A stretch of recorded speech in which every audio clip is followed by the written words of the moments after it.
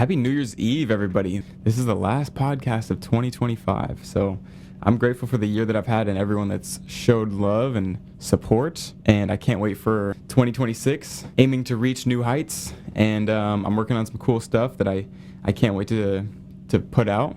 All right, today's guest, we met on a film set back in August. And he's just a driven creative that's, we're very similar personalities. And he's a screenwriter, filmmaker, 4-time novelist, and that already makes him overqualified to be here. But I mean, he still went out of his way for us, which I appreciate. He just moved to Austin, Texas, to chase the film dream, follow his passions and all of his endeavors. But yes, actually, before all of that, he was a SoundCloud rapper in middle school. So this is technically a redemption episode for him. So happy New Year's. Hope you guys had a good year, and thank you for watching. If you've been a regular viewer or just watching this one, I appreciate you. Thank you. Let's get into it.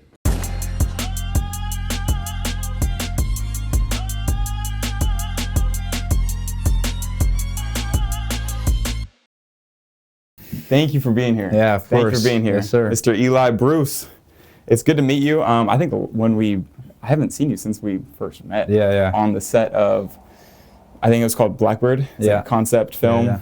Yeah. Which I don't think that I've gotten any word to finish that. No, me neither. But yeah, so I don't really know the verdict on it, because people were asking me, they're like, what about that film that you were doing? And really the only takeaways I have is just the people I met and, exactly. and networked with. And I'm really happy that you're one of those people, because dude, when our conversation we had, was we're like so interesting. We're like the same person. I know. You're like the emo version of me. Yeah. But in the best way. Yeah. But yeah, thank you for being here. Let's see. You how old are you? You're 21? I'm 20. 20? Yeah. Dude, and you live in Texas now? Yeah, I moved to Just Austin. moved to Texas? Yeah. How do you like it over there? It's cool, man. The weather's nice. Nice. Great connections over there. That's the major reason I moved When did you move again? I moved September. Yeah. So I've been there 3 months. Yeah. That's a good trial run to really get a feel of what it's like over there. It's a lot different, I'm sure. I've never been to Texas. Oh yeah, it's super cool. Yeah, I really want to make my way out there, but I haven't really had a reason to yet. Yeah. So, but I mean, now I got a connection out there, so for sure. We got to make something. You got a place to stay now too, dude. There you go. I appreciate that. But is there anything have you done anything work over there? Yeah, so I mean, I started doing content creation to just try it out. Yeah. It's really hard because I think when I was starting, I had this idea that I have to build this certain thing. I have to do an intro video and stuff, and it wasn't really clicking with me. Yeah. And so I'm gonna start building my actual brand of a screenwriter, which is my forte. Dude. So I need to start doing that more. Mm-hmm. Yeah, and I'm sure we'll get into that too. Yeah. But I saw, you were posting some clips on Instagram and stuff like that. Do you post yours on Instagram, or is it TikTok too? Yeah, everything. Yeah. Everything? You have YouTube?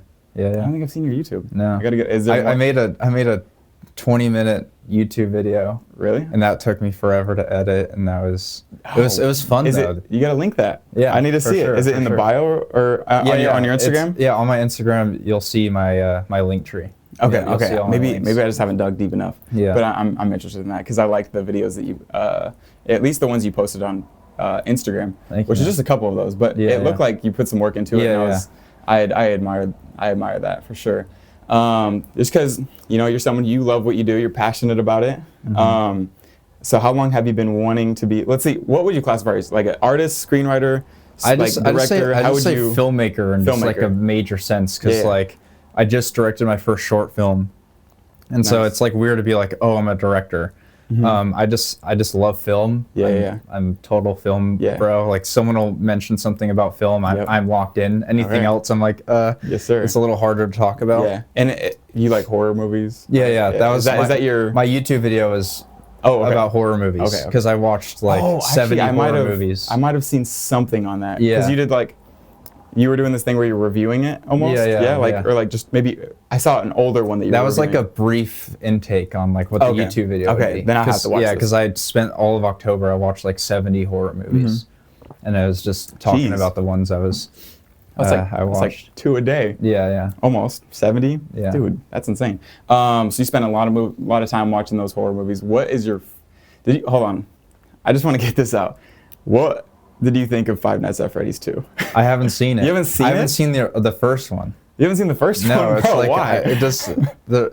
It's weird because like there's some movies that I'm just like, nah, I just won't even give it the time. Bruh, like I just know it's gonna be bad. The first one was pretty bad, but I remember when I lived in Eugene, my friends were watching it, and I came downstairs and I saw them watching it, and I was kind of standing there for a little bit watching. I was like, this is kind of bad. Yeah, the first one was pretty bad. The second one, it wasn't as bad, but it was more of like it was less of a horror movie. It felt like there were the jump scare moments, but it was more of like a kind of a tribute for the fans. It felt like, you know. Yeah. I don't know. Did you play the game at all? As a kid? A little bit. Yeah. Yeah. I mean, I didn't. Yeah, I wasn't too.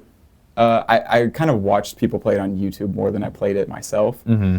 But I mean, just because I was like freaking 5th grade, 6th grade. I don't even know. Yeah, exactly. Like and it always scares the crap out of you. Yeah. Yeah. For sure. What captures your interest about like horror movies? Like, why is that why do you kind of lean towards that a little bit? Well, I actually don't like horror movies. Wait, what do you mean? The month of October, I used it as because I don't watch a lot of horror movies throughout the year. So I was like, okay, let's watch just straight horror movies for October. Yeah. So I can kind of get a grasp of like what makes a good horror movie, what makes a bad one. I think. So what's your favorite genre movie? Let's start. Favorite genre movie is like anything sad, realistic. Okay. I don't really like action movies. I see. Stuff like that. That's like the stuff I write. So it's easier to relate to. And I love stuff that makes you cry. But it's hard to find a movie that makes you cry. For sure. Especially when you've seen the really good ones that have actual tearjerkers. Yeah. It's hard to get to. Like, there's Eternal Sunshine. Mm-hmm. I'm sure you've seen. You like that movie? Yeah. Dude, that's one of my favorites. And that one, like, I'll cry. I'm okay saying that I cry during movies. And that one definitely brought me to tears. And once I finished that movie, I was like, I want to find something just like that. Yeah. But I really haven't been able to find something that kind of makes you feel what you feel during that movie. You're like, dude, this is just, it's heavy, it's well made. That's the hard thing, because I'll always be like looking up on ChatGPT or Google and like, give me a movie that'll make me cry. Yeah. They never make me cry. It's like the random ones. Like I watched the new Mission Impossible in theaters and I cried. It's like really? It's so random. I didn't see that movie. What made you cry in that movie? I don't know. It's like because someone died. I spent the whole week watching all of them, and so I got attached to the series and then attached to the characters and some crazy. I'm not going to spoil the movie, but don't. But Avengers Endgame made me cry. Oh really? Did you cry during that one? No, definitely not. Iron Man dying. Definitely I was attached to that. Infinity War is probably a little sadder. Okay, yeah, they did have. I don't know. Infinity War did have me crying a little bit. Did you cry during Infinity War? No. Bro, come on. Don't make me look like a Marvel movie. Making me look like a bitch. Definitely not. I haven't cried to him. Hey, everyone cries at different things. You've been Guardians of the Galaxy 3? No. That was sad. That was sad. Yeah. Was that what would you say the most sad Marvel? I don't know how many you've seen. That's probably the saddest Marvel movie. Yeah. Yeah. That was a good one. I like that one a lot. It was also like an emotional time for me too. I was like, had broken up with this like long-term girlfriend, and I was like, the next day I went to go see that movie, and I'm like, oh my god, yeah, exactly. This poor raccoon. Yes. But so you don't like horror movies, you don't like action movies, so it's sad. Why is it like the sad, maybe dramatic movies? Yeah, dramatic movies. I think I like they always say like, oh, you should watch movies that take you out of reality. Yeah. I'm like, oh, I like the movies that put me in other people's shoes and other people's traumas and stuff. Which is like what I do with my writing. I don't write about things that I know. I research things. I research other people, different cultures and genders and stuff like that. And I try and hone in on like what makes that unique. Because I only live once. You know, like in my screenplays, I try and live as many lives as I can. That's so cool. You know, that's a good way to look at it for sure. What got you interested in film? Because I think it's pretty niche. I think a lot of people like it, but not everyone dives into it. You know. Yeah, I mean, it just when you ask that, it's like there's no like specific moment that like clicked for me. It's weird because like I was just a normal movie watcher growing up. Like I didn't watch a lot of movies, and then all of a sudden, I just understood, like senior year of high school, I was like, this is not just entertainment; it can be art. And when I saw it as art, and I saw that I can do something with it, I started diving into the multiple layers that is film. Like, the directors and all the crew and the cast and how much work goes into it. Yeah. I was like, oh man, I want to be in this world. Yeah. And like being on the set with you guys on Blackbird, I was like, that's so much fun. That 100% like made me be like, this is what I want to do with my life. Right. Yeah. That was a lot of fun being there. Yeah. I had never been on a horror set before. Yeah. Like, and that I could feel their like, I don't know, maybe I was reading the situation wrong, but I was like, I can feel their frustration with me a little bit. I was like, because I'm not like a horror actor. Like I mean, you could just like by my personality, it's hard. It was hard for me to get into that moment and be like, okay, act scared.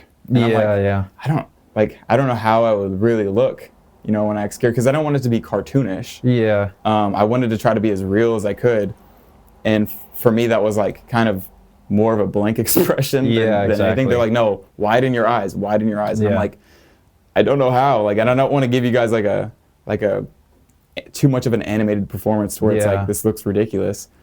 But yeah, and I also didn't expect it to go overnight. Like I thought it was it was all night, a few hours, or something like that. I know, I didn't expect that, and I was like, oh my god, are you serious? Yeah, it's crazy. Like, but I remember being on the set, and it's like, I understand how it could be hard as an actor to be, especially in horror. It's because like when the camera cuts, everything's like all cheery and we're having conversation. I remember the fireplace scene where we're all sitting there. Yeah. And then like in between cuts, I'm doing the marker. Yeah. And like in between cuts, we're kind of laughing, we're chatting, and then as soon as the camera's on, you guys are locking in. Dude, so it seems like weird. A crazy contrast. It was weird to me. Did you do much acting or? No, I don't think I would be good at acting. Really? Why not? I put myself in every movie.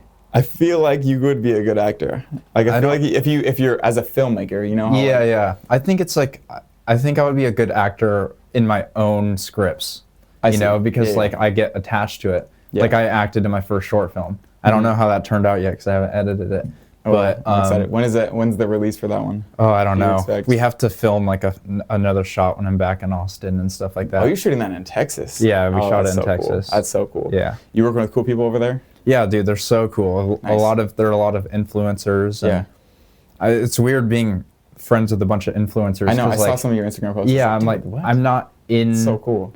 I'm not like in the influencer mindset. I'm more of in the filmmaking mindset, and they're completely different. Right. It's weird because do you think that they're kind of merging it all? Like I feel like in today's world with like the TikTok influencers and the short film creators, I think that like that's kind of the new wave of like the like filmmakers or like directors. Like the new Quentin Tarantino would be someone who kind of came from that world. Yeah, exactly. I feel like, you know. Yeah, I mean, I was there in Austin for a premiere for a movie called Two Sleepy People, made by my friend Baron Ryan, and he's been a big content creator. He has over 1 million followers, and he created a feature film in like 100 days. Yeah. The hard thing though is like with creators creating long form content or anything like that. It's like they don't. I think my major thing is like if you want to be a filmmaker, you have to watch movies. For sure. You know, and all these like creators I'm talking with, they don't watch movies.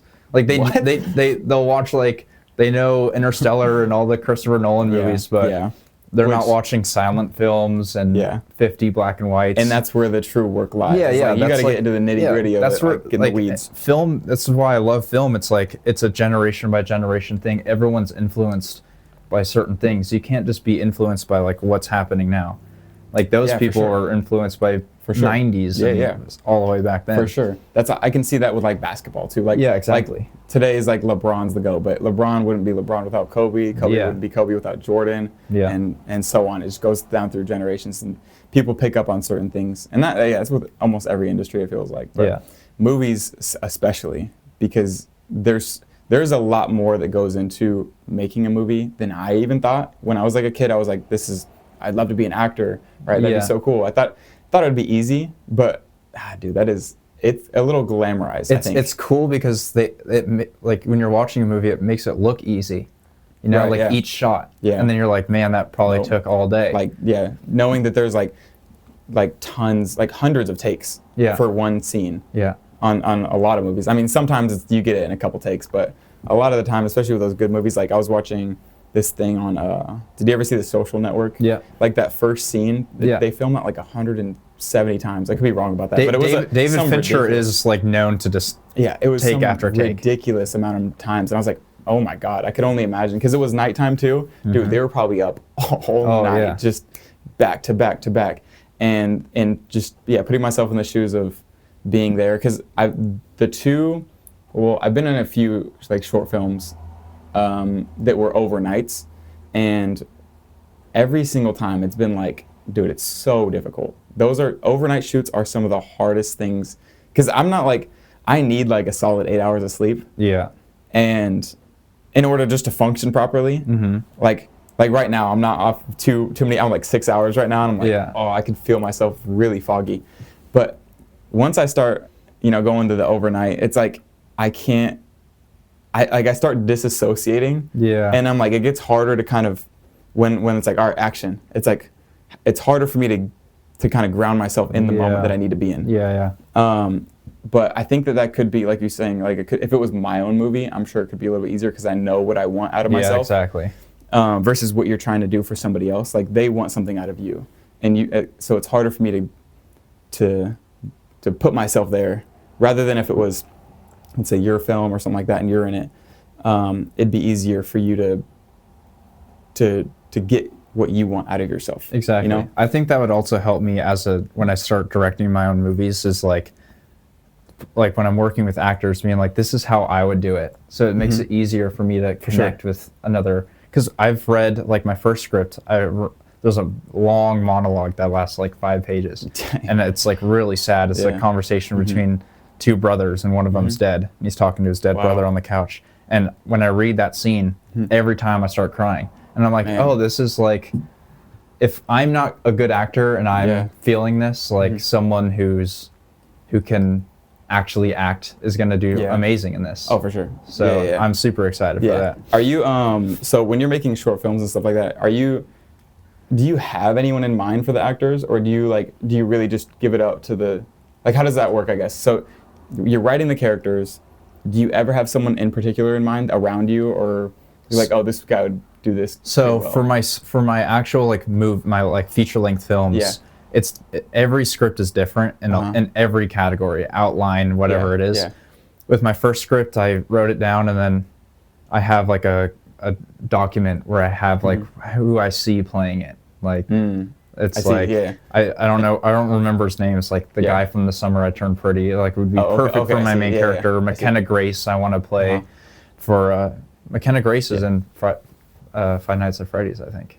Yeah, she is. So McKenna Grace would be like the girl protagonist. She did a good job in it too. But the script I'm writing right now, I have the names of the actors I want to play.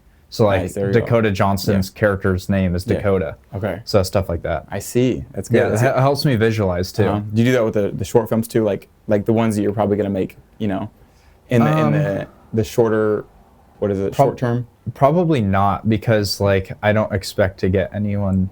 Or not like big, but like maybe just people that are around you, I guess. Yeah. I mean, I had a friend I met like a month ago, and I was like, oh, yeah, you can be in it. I'm not really strict with like my short films as much as my features, just because it's just short films are just so willy-nilly for me. Like it's like not like in my brain to make.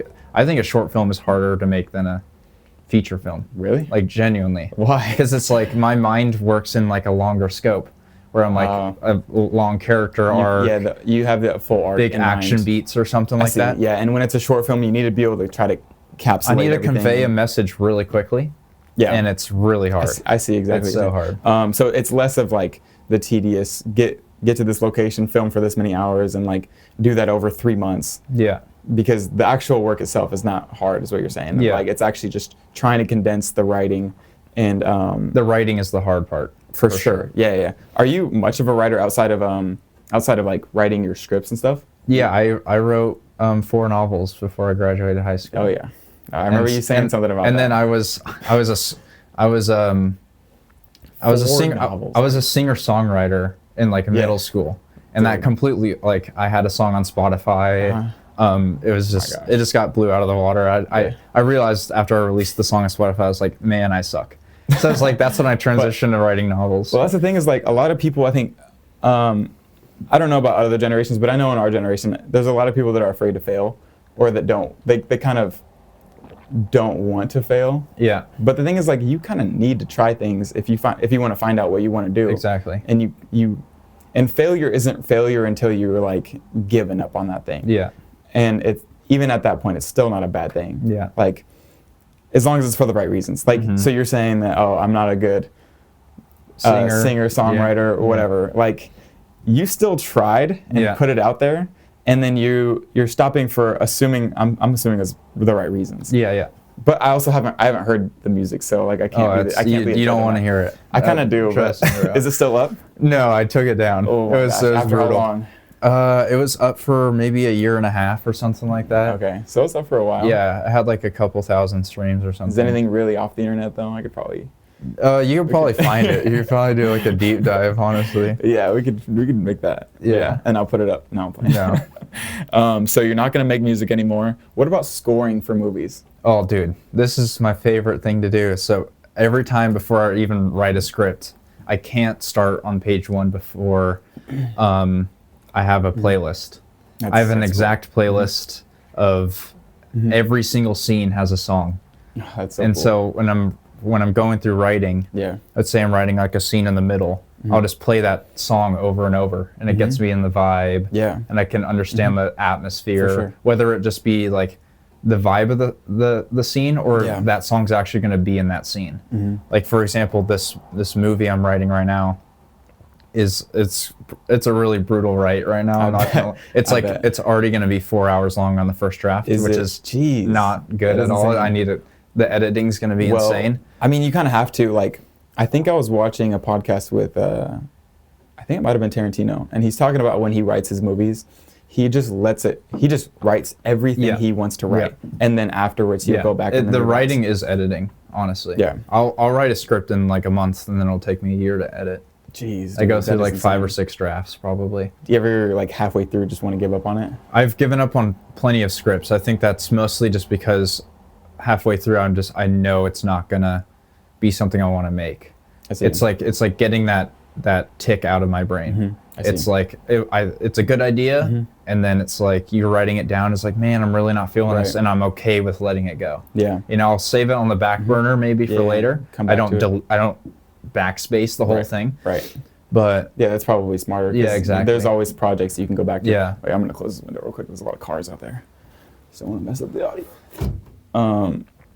But yeah, I have, like, I'll write scripts too, but I feel like it's a lot more comedic in a way, just because that's what I'm. Comedy's hard. It is hard, dude. It's really difficult, especially when you're writing it like by yourself. Because how do I know that other people are gonna find this funny? That was with, like, so I started doing stand-up comedy and stuff, and the first time doing that, I'm not like too afraid of public speaking. I think I've talked about this before, but I'm not too afraid of public speaking, but going up to that first, like, open mic, dude, it's like there's no subject for me to piggyback off of. It's go up there with anything you have just to try to make people laugh. Yeah. And the people in the audience are likely just other comedians waiting for their turn. Yeah. So it's like they're going to be hella judgmental. Yeah, like, they're going to be like, this guy's not funny. Like, it's his first time, whatever.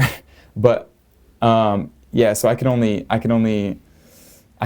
like envision so much when it comes to what's funny by myself. Yeah. So I have to go to the other people that I can trust their humor and their vision. Yeah. Because if you go to the wrong people, like, they're gonna shoot you down. Yeah. And there's a lot of people like that in my life that will, like, nope, that's a terrible idea. Yeah, yeah. But I don't really trust their judgment 100%. That's good. That's so good. Yeah. I mean, it's hard to, though, because defending your work is, like, has there anyone that's like, have you told, like, I'm writing this about this, and they're like, what the fuck is wrong with you?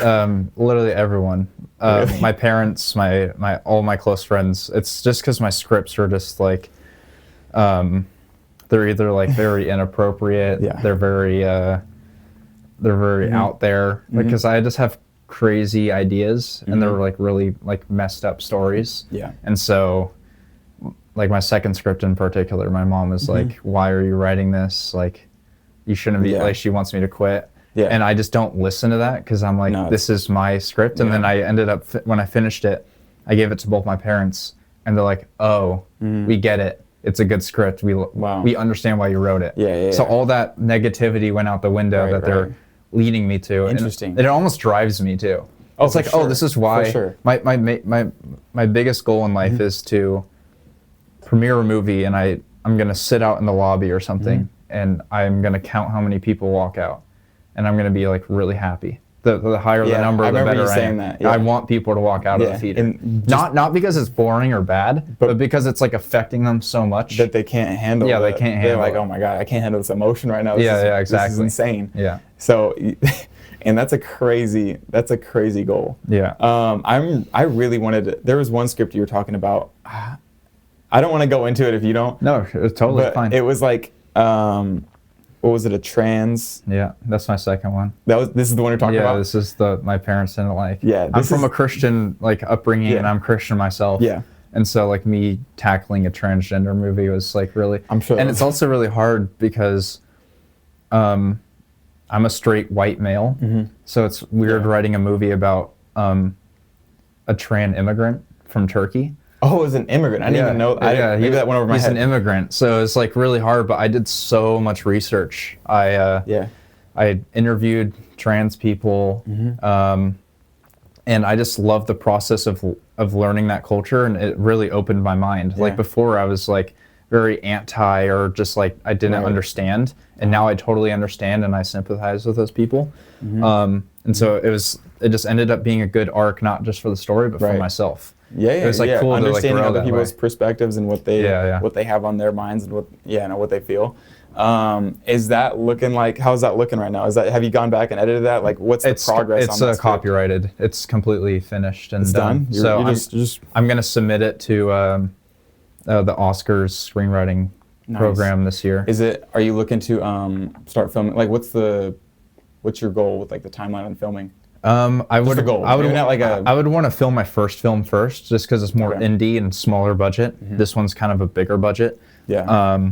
So I'd want to start with a lower budget, but this one is just, I would want to be better as a director first. Yeah. Because it's a really important story for me. Dude, I actually got offered a lot of money to sell it, and I had to say no because it was like a political company. And I knew they would ruin it. And so that's like where my integrity comes in. I'm like, this is my work. I see dollar signs and I'm like, no. It's like selling your soul almost. Dude, see, that's so good. Yeah, selling your soul. That's another thing with like, well, it's interesting too because like, do you think, I was thinking about this a lot, especially this year because I was selling like my paintings and stuff to people. But I think that being paid for my art kind of took the magic away from it a little bit, Do you feel the same way with your screenwriting or like? I mean, I would love to be. I would love to be paid. Love to get paid. I would love to be paid to direct it. I think it's like when you're taking my baby away from me that I spent so much time on, it feels like I'm letting a child go. Yeah. And I'm just like, no, thank you. Yeah. So I guess that's an interesting perspective to look at it from because, I don't know. I just think that it took the magic away from my art. I was like, it's not as. It doesn't feel like it just not as special, I guess, when it's a commission. I don't do dog portraits because I feel like it's just mundane and I don't have a connection to dogs. It's like kind of boring to make. And so I kind of lost the joy in painting a little bit because I was doing too many commissions. And so I had to take a break. And then have you seen the Bob Ross stuff that I did? Yeah. So like that kind of relit the spark a little bit because I was like, okay, I'm doing this for myself again. And it's like I'm making something unique and cool out of it. Yeah. Dude, and then AI started doing Bob Ross stuff. Like just literally just bringing him back to life. Yeah. And that was the biggest buzzkill for me to watch because I was like, it takes me hours to do that. And AI did it in like 5 seconds. Yeah, exactly. And a lot better than I could have. You said you used ChatGPT? I think it's Google now. I think ChatGPT is Google. Like, for sure. Like I don't go on Google and research. Dude, I'm the same way. ChatGPT, it's like boom. I'm the same way. I get a lot of hate for that though, especially I work at Dutch Bros, so it's like a lot of people there are like, I'll be like, oh yeah, I was looking this up, and they're like, what, on ChatGPT? And I'm like, yeah. I mean, it cites its sources if you ask it to. Yeah. So I just don't use it to like help me write this or write this for me. Well, I don't think that ChatGPT was like scored as a good writer. I think there was a few people that told me like, I was just talking, I just did a podcast with a professor, and he's like a forestry professor, and he was saying that he loves AI, but it doesn't write very well. Yeah. And I thought that was really interesting because you would think that AI could write, but I'm sure it's not terrible, but I don't know. Maybe Grok is better. Yeah, exactly. I don't know. I actually even tried. I gave ChatGPT like a prompt for my script that I've already written. I said, write me a script, and so I read the script. It was horrible. It was garbage. It was horrible. Huh. I wonder why. I think AI doesn't have any like human emotion, and there's something about writing where like the process it takes to write makes it better. AI just going boom, here it is. Yeah. Is like it wrote a script in like 1 minute, and it's like what? Yeah. Like what process did you go through? Did you have to edit it? Did you have to? Right. How'd you build your characters? Yeah, it's weird how it's programmed because it kind of just like kind of throws stuff on the wall sometimes. Yeah, it's like puking something. Yeah. It does, however, I've seen it write pretty good jokes. Okay. Weirdly, like scarily. I'm like, okay, this is at least on like Kill Tony. Yeah. I was watching that. I think it was Ron White who had it write a joke, and he said it on stage, and then afterwards he's like, the ChatGPT wrote this joke, and like just backstage, and it was like, what? Are you serious? It's weird. It's kind of scary. But are you how do you feel about AI? I guess. Do you think that's like going to be helpful as like a tool at least? I wouldn't use it as a tool, like as a filmmaker. I guess, yeah. I'm trying to think of how you would use it as a tool. Like, I probably wouldn't use it. And everyone's like, oh, are you concerned that AI is going to take over Hollywood or whatever? I'm like, not concerned at all. No. I think Hollywood would pretty much back the creators up. For sure. Yeah. And there's got to be like, at a certain point, even if AI did, I bet you there'd be like regulations legally like that would be put in place. So AI, like, I think there was an actress for actress, like AI actress. Yeah. And I've seen those clips. Yeah, and I'm like, hilarious. I'm trying to think of what they named her, but like, it's just a robot. And there's a lot of, I don't know too much about it, but I just saw that like, oh, there's this new actress and her name is this. What is her? Wait, I want to look this up real quick.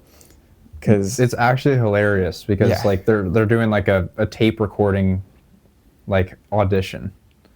And it's just like, nope, you suck. Tilly Norwood is a digital creator created by AI, sparking huge debates in Hollywood about replacing human actors. So I bet you like there's got to be like some regulation if they go, I don't know, like that's just, like if they go too far with that, there's got to be some legal stuff, you know? But in the future, a lot of small businesses probably are going to rely on AI to do all the tedious and dirty work, which inevitably those regulations are going to be like, all right, we need to keep humans employed here because we're all losing our jobs. I think it does come down to the government stopping stuff. Like even like AI, I'm guessing will probably be able to make good scripts and good movies at one point. Yeah. Like just entirely digitally. Yeah. But then it's just up to Hollywood and the government to be like, no, that can't be released. Yeah. I think, oh yeah, that's going to be weird. That would suck. That's going to be weird. Going to a theater and you're watching an AI, or just not even theaters would be gone. You're watching at Netflix. Yeah, some streaming an AI movie. That's I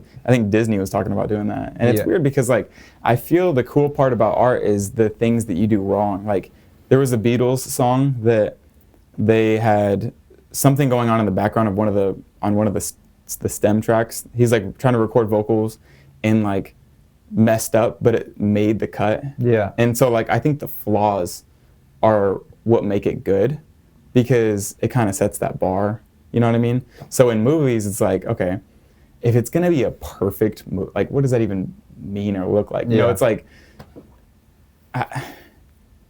it just doesn't feel as, you can kind of tell, you know, when you look at AI, you're like, okay, the physics aren't right, or maybe it looks too good in a way, to where it's like not real, you know what I mean? I don't think that like, unless AI learned how to have flaws, we might be gone. But that's like, also the thing is like during a course of a shoot, you're always adapting. The director's doing, oh, that's not working, and then let's do something else here. Yeah. Like an AI making a movie, it's just gonna make the movie.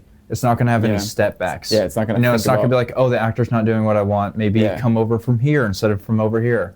You know, and we have to set up the camera over. Like it doesn't work like that. Yeah, it'll take exactly what's given and just verbatim, just bam. Yeah. And when making a movie, you're right.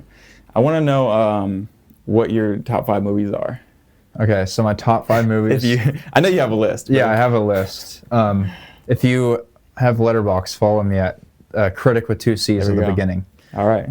That's like I'm on Letterboxd all day. It's it's insane. I need to get Letterboxd. I'm almost at 700 movies this year. So I'm like, dude, that is insane. Yeah. What's your goal for next year? And then we'll get into your top 5. My goal for next year, I think I'm gonna dial it down a little bit. Okay. Is it because you're gonna focus on other things? Yeah, I just want to focus on, like, I've been in the last couple months just binging movies, and I realized that I haven't been as creative.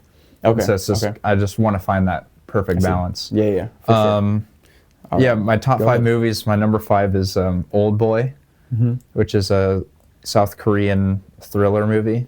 It's like I have never heard. It's one of the most messed up movies ever. It's like Old Boy. It has a crazy ending. I'm gonna keep tabs on these so I can watch them. The plot twist is insane. I should have asked you before we did this so I could have reviewed them with you. I don't know why I didn't. Old Boy movie. And then my number 4 is Drive My Car by Ryosuke Hamaguchi. It's a Japanese director. I'll tag it after. And it's a 3-hour-long movie about this guy grieving his wife who cheated on him. And it's actually really cool. I've never seen this concept. It's like he's like a play director, and he's like directing these people around a table. Yeah. And like how he directs them, and then he builds a relationship, like a friendly relationship with this driver, which is why it's called Drive My Car. That movie made me cry. Like, I remember my friends all went out to a frat party, and I decided to stay in. I watched that alone in my house. Yeah. I was like, wow, I'm so glad I stayed in. And then my number 3 is In the Mood for Love, which is a Hong Kong movie. Dude, what is it? It's a Hong Kong movie from 2000 by one of my favorite directors. He's like top 3 for me. Okay. Wong Kar-wai. And that movie is it plays the same song over and over the whole movie. Okay. And it's just about these 2 neighbors, a guy and a girl, and they live next to each other. And both their significant others are always away. And they find out that they're cheating on them with the other's partner. So the guy's wife is cheating on him with the girl's husband. And so what they do is they get together and they act like they're significant others to understand why they're cheating. And then they fall in love throughout that. Yeah, interesting. And then my second favorite movie is called La Haine. It's a French gangster movie.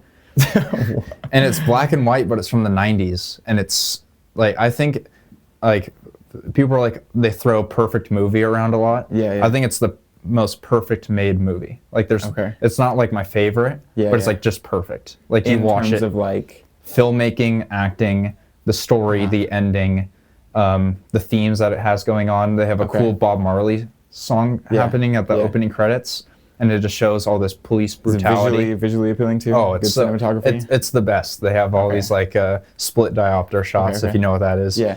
And then I would say my favorite movie is easily Worst Person in the World, which I even have tatted on my neck. It's that good. Dude, I've never heard of one movie that you just mentioned. How did you find these movies? Letterboxd, dude. Letterboxd helps you find so many movies. Like before I was into film, I would never have watched any of these. I see. But do you judge them by the covers a lot too? No, it's just like word of mouth. Like you follow people and they review it good, or you're just going through the Letterboxd top 250, or you're seeing what has good reviews. Yeah. I think all of them have pretty good reviews. But Worst Person in the World to me is my favorite. It's not perfect. It's my favorite just because it's so personal. I've never cried more in a movie. And what is that one about? It's about this girl, and her name's Julie, and it's a Norwegian film. By the way. Yeah. I did not assume it was American. Yeah. It's like everything on your top 5 list. And it's from my favorite director, Joachim Trier. And he just somehow just hits me at my core. It's about this girl named Julie, and she doesn't know what she can do with her life, which is how a lot of people feel. Right. Like they're growing up and they're like switching careers left and right. They're switching their majors or whatever. They're switching significant others. And Julie meets this guy, and so Julie reminds me of my ex-girlfriend, and her boyfriend reminds me of me. And basically, like, the whole synopsis of it is that she just can't stick with the perfect guy. Like, he's like the perfect guy for her, but she just can never get enough, so she's hopping around to different guys, and you see how that impacts her. and then the ending is just like the greatest thing I've ever seen. It's like I'll watch it. I've wept crying. Like okay, I'll watch I just weep crying. I'll start with that one. And that way, what was on? That was Worst Person in the World. Worst Person in the World. Okay, Yeah. I'll prioritize that one. I'll put them all. I'll put like the pictures of them up too. Dude, my top 5 is like Avengers, Interstellar. No, I'm playing. Oh gosh, I was about to be like, I'm gonna leave the podcast, bro. Yo, dude, I don't even know what my top 5 would be. I'd have to actually think about it for a little bit. What did you think of the Batman movie with Robert Pattinson? I liked it. I think it's visually stunning. I think Dark Knight is better than it, but I think this one surpassed the Dark really. Knight. Yeah, I like it, but I think it's just I like how noir it feels. Like it's very dark, and I think that's how Batman should be. Yeah, I think this is like. I always say that Robert Pattinson is a really good Batman, but he's a really bad Bruce Wayne. Yeah, just because like it's almost comical because. Mm-hmm. When he's Bruce Wayne, you're like, that's Batman. Like you can tell, like his mood is just the same. Like, like he just is Batman through and through. Yeah. So I mean, I'm excited for the second one, which won't come out for 2 more years. I know. It's insane. They're taking a long time on that one. Yeah. That's how you know it's probably gonna be. Yeah, it's gonna be. Okay, they say it's gonna be a Christmas movie too. So it's really? in the snow, which is gonna be cool because the last one was a Halloween movie. So that's kind of cool. Did you watch The Penguin? Or no, I haven't watched. I don't watch TV shows. I don't watch TV shows. I'm just straight movies because I like the satisfaction of finishing something quick. I see. And logging something. I see. Yeah, I'm not too much of a TV watcher. If I watch a TV show, it's probably because I just stumbled upon it randomly, or like it was on the TV and I'm like, oh, this actually caught my interest. Like The Boys was one of those shows that got my attention. Did you ever watch that? No. Dude, I haven't seen Breaking Bad, bro. I feel like look, I haven't seen Breaking Bad either, but I feel like The Boys is like. I see clips of it all the time. Like it looks cool. It actually like a rated R superhero movie. You should give it just season 1 a shot. Okay. Like I know you're not a TV show guy, but like, have you seen The Watchmen? Is it the? It's Zack Snyder movie. It's a rated R superhero movie. Yeah, I think so. With what's his name? He has the fedora and like the. Yeah. What's his name? That movie is so cool. Dude. What's the main guy's name? I don't remember his name. His face is like white and it changes. Yeah, it's like a cross or whatever, and they have that big blue radioactive guy. Yeah, it's so Dr. Manhattan. Yeah, right? Yeah. Okay, we got his name. We gotta. Dude, I'm sorry, I gotta look this up. That movie is so good because it's like everything I want in a superhero movie. Yeah, it's pretty cool. Watchmen. Who is the main guy? It's so messed up. Same with like Kick-Ass too. Kick-Ass is pretty good. Yeah. Main. Okay. Let's see. Rorschach. Is that how you pronounce it? Is that his name? Rorschach? Rorschach? Weird. See, I would never remember that. But yeah, I wouldn't either. See, no wonder we didn't. Dr. Manhattan's like the most normal name. Yeah. Ozymandias. I mean Night Owl, I guess, too. Yeah. But is this Marvel or DC? I think it's a DC. Yeah, it's definitely DC. Yeah. It's definitely DC. Zack Snyder's I haven't seen that one in a while. That was a long. Yeah, Zack Snyder. You think he's a good director? It's funny because Zack Snyder in general is like he does this funny thing where he like releases a really bad movie, but then he'll make a director's cut and it's so good. Did you see the? Sorry, I'm a superhero watcher. I haven't seen Justice League. You haven't? I don't want to see Justice League. I want to see Zack Snyder's Justice League, like the 4-hour. I think I watched that one. That's the one I watched. Yeah, that's the one I watched. HBO or something. Is it? I think I had to like bootleg it, honestly. Yeah. I think I would like that movie. No, it was actually really cool to see, especially with like, I think Jared Leto was in that too, and I like Jared Leto. I do. That's against popular opinion. I like Jared Leto. Did you like him as a Joker? Yeah. Yeah. I think he was kind of, what's the word? I feel like he had a lot of good potential with the Joker. They just kind of didn't give him the right moments as the Joker. Like they should have done different scenes with him instead of the ones that they did. But I saw it's also really hard when you have like Heath Ledger as a Joker. Like you can't like pass that. That's why I think that The Dark Knight was in the best sense, like that's the best like thing about The Dark Knight is Heath Ledger's Joker. Yeah. I think that I liked the Batman more with Robert Pattinson because it was more of a detective story and it was kept kind of a linear path instead of where the Dark Knight kind of jumps around and you got different pieces of the puzzle, which is not a bad thing.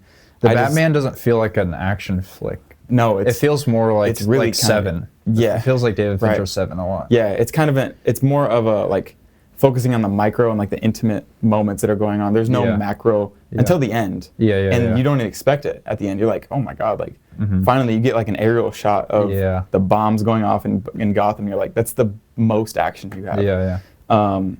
And I think it was like the pacing of it was really good too. Yeah. A lot of people don't like longer movies. I think I blame TikTok for that. I watch, dude, people with like short attention spans, like it's insane. Cause like, do you have a short attention? No, I know you don't. I watch like 7-hour long movies. Like I'm completely fine with watching. Do you watch TikTok? I don't watch TikTok. Any short form content? I watch Reels, like, but I'm not like addicted to it all day. Yeah. It's do you ever like find yourself? there's a time and a place. For sure. Do you ever find yourself just like scrolling? Oh yeah, for sure. I'll catch myself. Yeah, dude, it's like the time goes away, but I have like a time limit on my phone. That happened to me this morning, dude. I was like, that's why I think I'm probably foggy because of that. Yeah, honestly, it's just we have like too much media consumption. I think I try to limit myself as much as I can, but it's hard because I would delete TikTok and I would delete all of them, but like I kind of need them for what I'm trying to do. You know? Yeah. But let's see, what were we talking about that I wanted to get deeper in? There was, people around you that were kind of like dismissing your dream a little bit. That's with a lot of people. Like my mom, she kind of was like, I don't know why you're wasting your time doing this, you know? But I think with persistence, like you can kind of achieve whatever as long as you have that persistence. Yeah. Like, there are going to be the people that maybe will disagree with that or are better off finding a comfortable or a safe job like a 9-to-5. But I don't really want to waste my time doing that, you know? Exactly. Because I feel like I have a lot of cool stuff to do. Yeah. Like, I mean, like the paintings, the art. I have a lot of the like scripts. Maybe you can help me with those scripts. Can you write comedy? I've written comedy sines, like in my Tran movie. I have like a really funny scene. I'll send you that scene and just see if you laugh to it. Okay, yeah. It's hilarious. Yeah, we'll have to work together on something here because I have a lot of different ideas for skits and like different short sketches and little short films and stuff like that.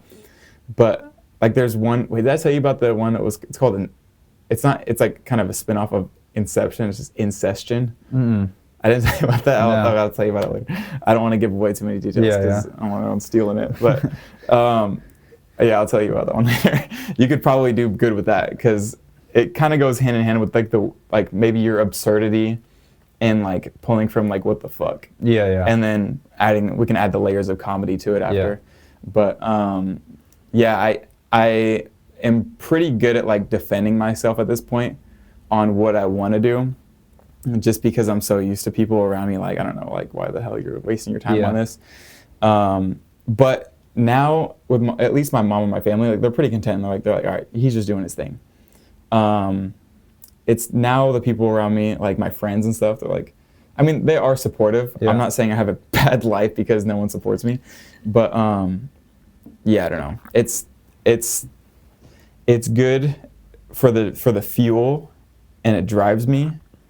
But it can be annoying for sure. Yeah. I don't know. Cause I like Kanye a lot. Okay. I don't know. Yeah. Do you like Kanye? Yeah. I like his music. You like his music? Yeah, I like his newer music. I like Donda. Donda was cool. Donda's good. Yeah. I think, especially during high school, like during high school, I was like, okay, Kanye's like it sounds corny, but like I would look up to him a lot because he had a lot of like self-confidence and like I'm gonna do this no matter what anyone around me says. Yeah. And especially in high school, I was like really kept to myself, which is crazy. That reminds me, we went to high school together without knowing it. Yeah, we didn't know it. That was hilarious. I think it's so I was weird. like, what the heck? Are we in the same high school? Yeah.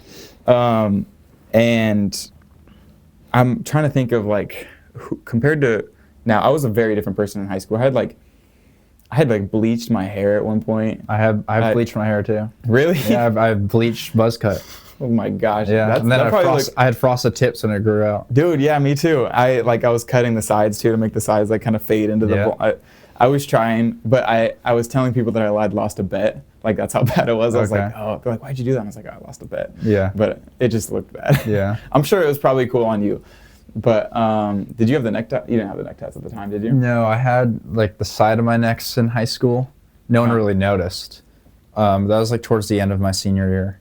Okay. And then I got the rest of my neck pretty after I graduated. Yeah. What are they all like kind of correlated, or do they associate with the same thing? Or yeah, they have like the same thing. I feel like tattoos are art, and so it's just like an extension of that. I want to tell a story. Yeah. I guess.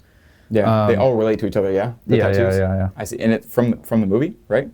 What is this verdict? Yeah, Verdens versus Manesk, which is worst person in the world in Norwegian. Oh, that's tough. And then I got the kookaburra bird. I'm from Australia, so it's like my favorite bird, right, and it means like you have such a crazy story. It means freedom and stuff. Yeah, and it's flying towards the cross on the side of my neck. And the cross is made out of nails. That's tough. So you're from, okay, let's get into that. You're from Australia, which is insane because you don't have an Australian accent. No, I'm not Australian, but I'm from Australia. Yeah. So you're born in Australia. Yeah, I was born in Australia. Yeah. And when did you move to, what was it, Eugene or something like that, right? We moved to Medford. Medford. Yeah. Right. I was really young. I don't really remember Australia, honestly. You'd go back though. Yeah. Oh, I would go back for sure. I just want to see where I'm from and stuff. Yeah. Which part of Australia were you born in? New South Wales, so it's right above Sydney. That's so cool. Yeah. What were your parents doing there? My parents were building a church over there. That's crazy. So yeah, they met and then they built were they a church. Expecting you to climb out of the womb there? No. I was a surprise baby for sure. Okay. Yeah, I wasn't supposed to be. And how long were they there for? Man, I don't remember. You don't know? That's okay. Yeah. I was just curious. But she was like 9 months pregnant with you over there. Yeah. And they were probably planning on coming back over here. Yeah. And like relatively short after that. Yeah. But you just, were you early? I don't. Just thinking of why. Well, I was there for. I know I lived there for about 2 years. So I think. So maybe they were expecting to have you over there. So they were expecting me to have me there, but they weren't expecting to have me. If that makes sense. Like I was just like a surprise baby, and then. That's okay. I was too. Yeah. I was too. But yeah, my parents were super young. We were like 16, 17. 16, 17? Yeah, my parents. Holy cow! I know it's insane because that's like. Dude, that's like me having like a 4-year-old now or a 5-year-old. Yeah, I couldn't imagine having a kid. I know, I can't either. I don't think that I'm at that stage of life yet. I don't even know if I want kids, honestly. Really? Yeah. Why not? I think it gives me purpose. My biggest thing with that is like how you're saying with like the dreams and being like delusional with your dreams. Mm-hmm. I have no plan B. So like in my mind, I'm going to be a director. Yeah. And in my like selfish mind, I want to be one of the greats. Mm-hmm. That's going to take time and work, which is why I'm like inspired by like Timothée Chalamet's like mindset of just like, I'm the best. Absolutely. I don't think I'm the best, obviously. I'm still young. Right. But like I want to be at that level. Mm-hmm. But with being a big director, I'm going to be away from home a lot, and it just feels very very counterintuitive to like have a kid and not be around. Definitely. And same thing with like I want to have a wife who's also very creative. Yeah. And so I don't know, obviously you meet a wife anywhere or whatever. Right, yeah. But like let's say I meet her in Hollywood, she's also going to be away a lot. So it just kind of seems, I mean, who knows, maybe when I'm older I meet that perfect girl, I want to have kids. Yeah. It's not like a for sure set in stone thing. Yeah. But as of now it's just like focus on your career. Like, I'm not really worried about a girlfriend or anything right now. I think that, no, I totally agree with you. I don't have a plan B either. That's why I'm getting a lot of like, I guess the pressure comments from people around me, which is fine because it's out of love and I understand it. And it's just, I feel like if there was someone doing what I'm doing, I wouldn't react how those people would react. I would be like, oh, keep going and like do not stop. Yeah. And there are those like I said, I'm not saying that I don't have any support around me. My girlfriend, she's very supportive of what I'm doing and everything. Probably my number one supporter. That's my good. Mom, you need that in a girl. Yeah, for sure. And my mom being my number one hater. Yeah. So it's like it's a good contrast. Yeah, exactly. I like to think about it in like an analogy of like a kiddie pool. Okay. And like if you're gonna be like if you're gonna have a plan B, it's like having 1 foot in the kiddie pool. Yeah, and 1 exactly. foot out. It's like it's not gonna work out. You're not gonna get fully wet. You're like you're giving yourself leeway, or not leeway, but like you're kind of saying it's okay if you don't make it here. Yeah, exactly. If you pull your foot out of the kitty, it's fine. It's okay because you have this. Yeah. It's just not. It doesn't seem. You have to jump off the cliff, honestly, or else you're not going to make it. Like you hear so many stories like with for me it's filmmakers. Yeah. And I mean it's even musicians with like Travis Scott and how he went to New York and just left his family. Like and didn't tell them about that. Just didn't tell them. Like, oh, I'm going here. Send me some money for tuition. And that's what he's spending on food and stuff. Exactly. So it's like stuff like that, where it's like, oh, he made it because he took that risk. Yeah, for sure. If he's going to college and he's sitting around, he's making music on the side, it might not fully work out. Yeah. That's like I dropped out of college. I quit my job. It's just like it's full on. There's so many good examples of like persistence and like the outcomes of that. That's what I'm like with Kanye, Travis Scott. Have you seen The Founder? Yes. With Michael Keaton? Yeah, dude, that's another one. Like he's I watched that movie too many times. I've seen that movie like 4 times. Really? Yeah, that's such a good movie, dude. Michael Keaton. That is a really inspiring movie because it's like that's all about persistence and like trying. You know, he was an asshole about it, but like. Right. But I mean, in that business, you kind of have to. You kind of have to, especially in business. Yeah. Yeah, like specifically that business. I don't think that in the business that I'm in, or maybe even that you're in, you don't have to be. I don't have to sacrifice other people's. Happiness or like career. Money or reputations. Yeah. It's all on me. Like I'm taking all the risk. Exactly. You know. Exactly. What kind of? Where do you think you got that from? That risk-taking ability. I would say ability because not a lot of people have that. You know. I wouldn't say it's like confidence because like growing up I didn't have much confidence. I think I only have confidence now just because I've seen the reactions to like the stuff I write. Yeah. And I think it's more like, I don't know. I think it just comes from, it's just natural to me. Like, I think it's because I know I'm not really good at anything else, where it's just like, oh, I need this to work. You're good at tennis. To work, I'm good at tennis, but like, I'm not going to be a pro tennis player. Yeah, no, I'm fine. But like, it's me with basketball. Yeah, exactly. So yeah. It's like, it's nothing else is going to work out. Right. So it's like my entire life rides on this. So you might as well go all in, and you might as well just be so delusional that it's going to work. And especially that comes with like, if I took that money for my second script, my career would probably have been ruined. Yeah. So it's like having the conscious brain to have that business mentality at the same time of being like, I can't sell my soul for this just because I'm getting a good paycheck. It's like, I don't do this for money. I do it for, I want to change people's lives through my movie.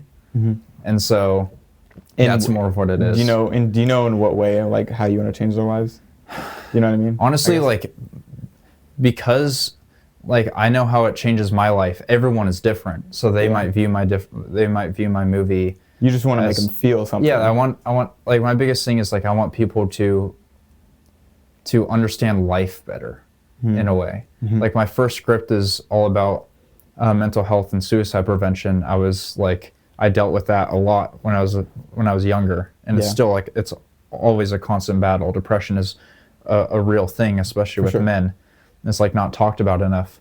And so that movie is just like you can get through it type of thing. And like I plan to put like the suicide hotline at the end and stuff. And I hope that it impacts people. For sure. Yeah. In a way. Dude, yeah, because the suicide rate with men is like, it's crazy. People don't talk about that.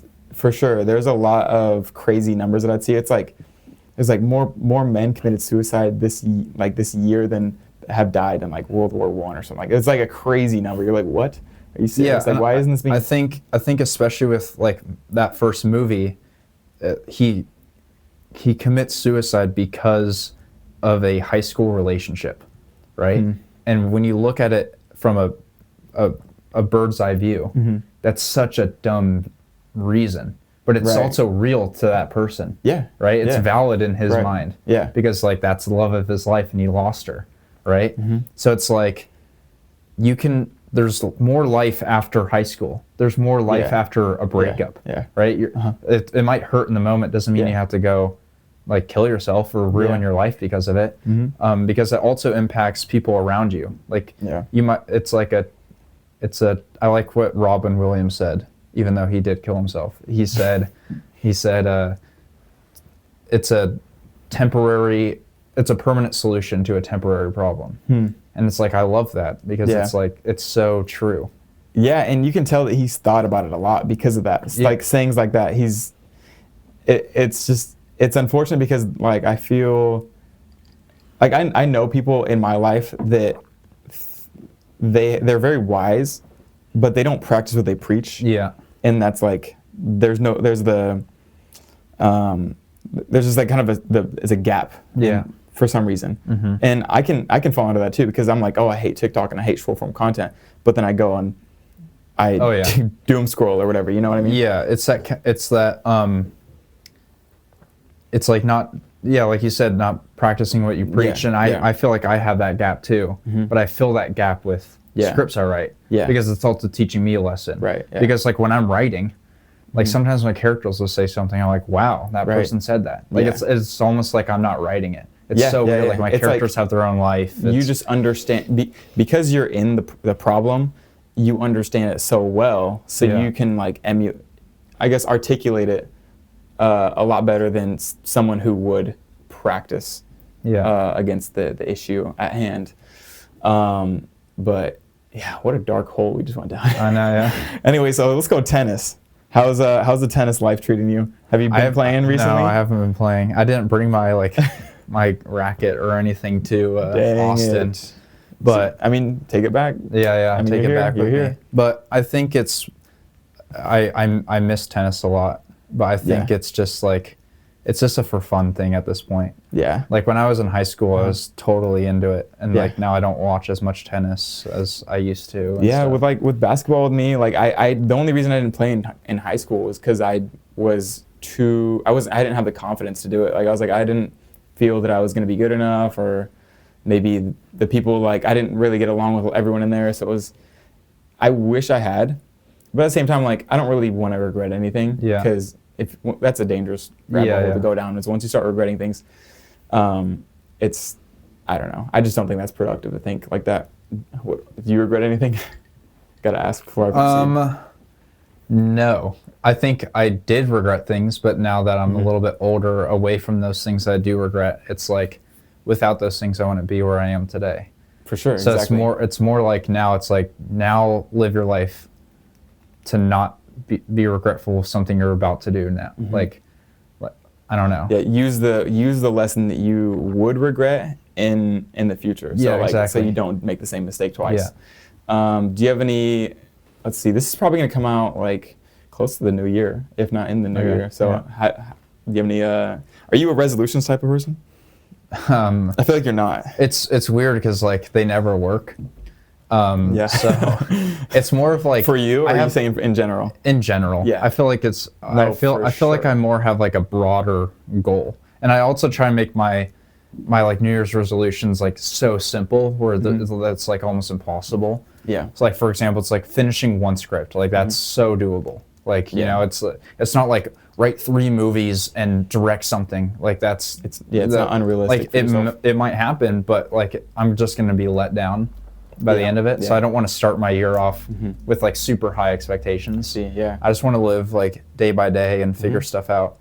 I'm not too much into. I'll make resolutions like halfway through the year. Yeah. Instead, because I don't know. Maybe I just don't like to be like I like to try to be different. I'm a daily goals guy. Yeah, I feel like that's the notes app. This is what I want to do, and you wake up, or even the night before, you be like, all right, what do I want to do tomorrow? Oh yeah, before you go to bed. If you don't have the outlook on the next day, then you're probably going to be unproductive. Yeah, exactly. Like I didn't have enough, I guess, on my brain to do today. So like this morning, like I woke up, I was like, okay, just gonna open TikTok, like here we go, or Instagram Reels. I'm mainly on Instagram Reels now because I feel like Reels are better. Reels are for sure better. Do you ever go to YouTube Shorts? No. Why not?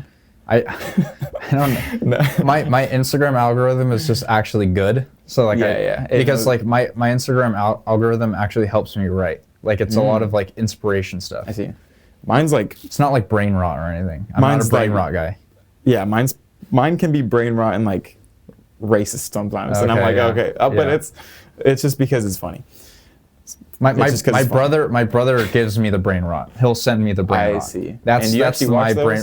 and I'm just like, what is this? Like, do you respond to it? Like, do you actually click on the video? To like reels? People will send me stuff, and I just double tap it. I'm like, I'm guilty of that. Nah, I just leave it on red. Honestly, I don't even respond. I don't even react. Like, I'll watch it. Bruh, but like, when my brother sends me like 6 of them, I'm not gonna watch 6 brain rot videos that I know is not gonna do anything. Yeah, exactly. So why not college? Funny story. My mom and we went to like pick out my classes for college. Yeah. And they're like, oh, you have to take this math class and then this like social studies class for your credits and stuff. And we walked out of the door. My mom's like, you're not doing college. Yeah. Like it's not for you. So if my work's call me. My bad. She was like, this is not for you. Just go all in. Yeah. And that's what I'm very grateful. So you guys walked in to what college was it? It was Lane Community College in Eugene. Okay. And then I was just like, because I'm not a big school guy. Like even in like high school, I would just be in the back of the room with my AirPods in, just writing. No wonder we didn't cross paths, really. Yeah. Dude, I was the same. I'm like, I'm not here. I'm not tuned into anything. Yeah. Like, I tried to stay to myself. Yeah. So it's just like I'd never really cared about school. I didn't do homework all of high school. Yeah. So like you had bad grades? I wouldn't say bad grades. I was just like a C average student. Like I didn't really care. I didn't have like any aspirations to go to college ever. Yeah. Dude, so it's like when COVID, I graduated early because when it all went like online and everything, I got a ton of my credits through that because the programs, they made it really easy for people to graduate and stuff and finish classes. So I just took advantage of that. So my freshman and sophomore year, I failed classes. And then I was able to graduate early because everything went online. I was like, I don't want to do this anymore. Like, I just want to start, like, I want to start the next step with whatever that is. And I had no idea what I was going to do. And I still really don't. Yeah. I'm just kind of trying things at this point. Mm-hmm. That's another thing with like the failure. Like I'm just willing to fail at things until something feels right. Like this has been cool. I mean, as you can tell, I put some money into it. Like I bought the computer for the podcast, like the mics. I got to get new ones, but and the camera was probably the most expensive thing that I bought for it. But I want to get another camera. And I'm starting to look into I want to look into like brand deals and stuff like that so I can actually get a turnournaround for the podcast. Because right now I'm literally doing it for just the love of the game. Yeah, you know exactly. what I mean? I'm just trying to get some stuff out and stay consistent, which has been pretty consistent. Like the last 12, 13 weeks has been like one podcast a week, 3 to 5 clips a day on every platform.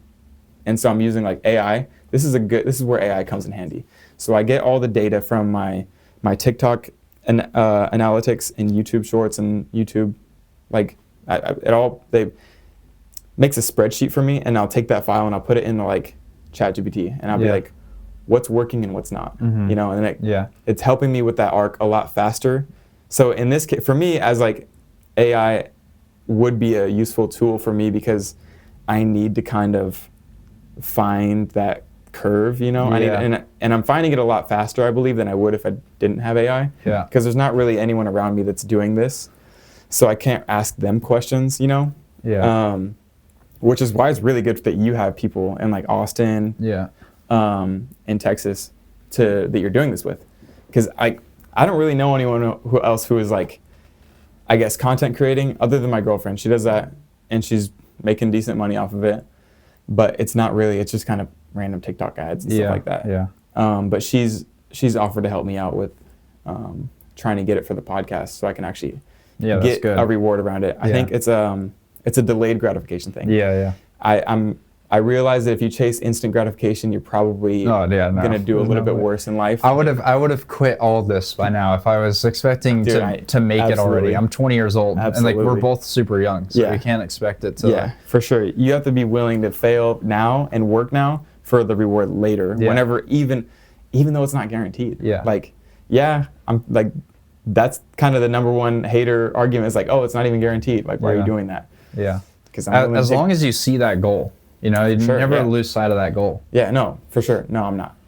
And I'm only getting more persistent with it. I think, because I'm like, I don't know. I feel like as days go on, I get more motivated. That fire gets a little bit bigger. All this money into it, all this effort. Like, I can't lose it now. Dude, yeah, you're in pretty deep with your stuff too. So it's like if you dropped out of that now, I would think you're insane. Like, I would be dead, honestly. I don't think I would be alive without doing what I do. Yeah. Honestly. Is there anything else that you'd want to do in life, or is this it? No, this is it. Nice. Dude, that's good. I think maybe I had a hard time finding out like the scope of what I wanted to do because there were so many options. Yeah. Like,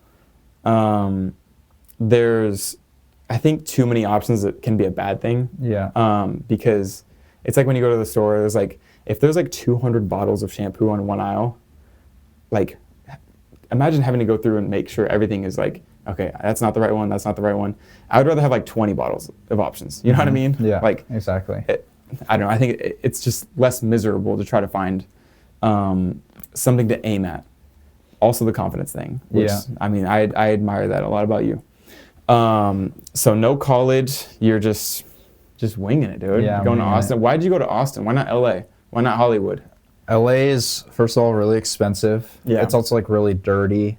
And Austin's becoming like the new LA, honestly. Like For sure. There's a lot of tons of companies moving to Austin. a lot of companies over there. A lot of tax reasons and stuff like that, right? Tax reasons. Yeah. My major thing is like, I think I want to get an agent. That's like my main goal right now. Is like I have a couple managers, but like getting an agent like in the industry would be like amazing. Yeah. I've always talked to my managers. Is like, as soon as you get an agent, it's pretty much wraps. Like I'm pretty much in, because like I feel, not to sound cocky or anything, I feel like I have that talent to be successful in the industry. No, but you should sound like, yes, be cocky. Yeah, you know what I mean? Like have that edge. It's weird because like when you say stuff like that, it comes off as cocky, but I genuinely mean it in like, I'm confident, but I'm also like very humble. That like, I'm a 20-year-old kid who doesn't live in Hollywood. I'm not a nepo baby. Yeah, like it's gonna be hard to get there, but I'm willing to put in that work. Yeah, it's a confidence and arrogance thing. Yeah, like you're not like, oh yeah, I deserve this. Yeah, yeah. Like you're willing to work for it. That's the difference. You know? No one deserves really anything, honestly. No, yeah, absolutely. You have to kind of build your own. Absolutely. Your own future, I guess. Yeah, for sure. So for sure. I don't know. I also just think so broadly to where it's like, it has to work. Like I have my next 5 scripts I want to write. I know what they're going to be. Yeah. But the reason I don't make them now is because like my 10th film I already know is going to be like a $200 million budget, and I'm not going to write that script. It's also going to be like a 10-hour long movie and stuff. But that's going to be a cool story when you actually finish that and like you look back on, okay. Oh yeah, I'll be in my 60s when I make that movie. Well, hey, I'll be in my 60s, maybe 40s. Sure. You don't know. 30s. Hey, that would be crazy. You gotta shoot for the stars so you land on a cloud. Yep. But I think you get it done before your 60s for sure. Yeah. 200 million. Come on. Yeah. You got that in the bag, dude.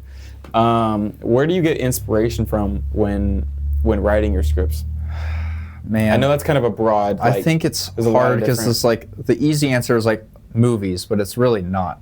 I think the reason I watch so many movies is it hones my visual craft, like how I want to be visually as a director. Yeah. So I'll use that a lot more in the future.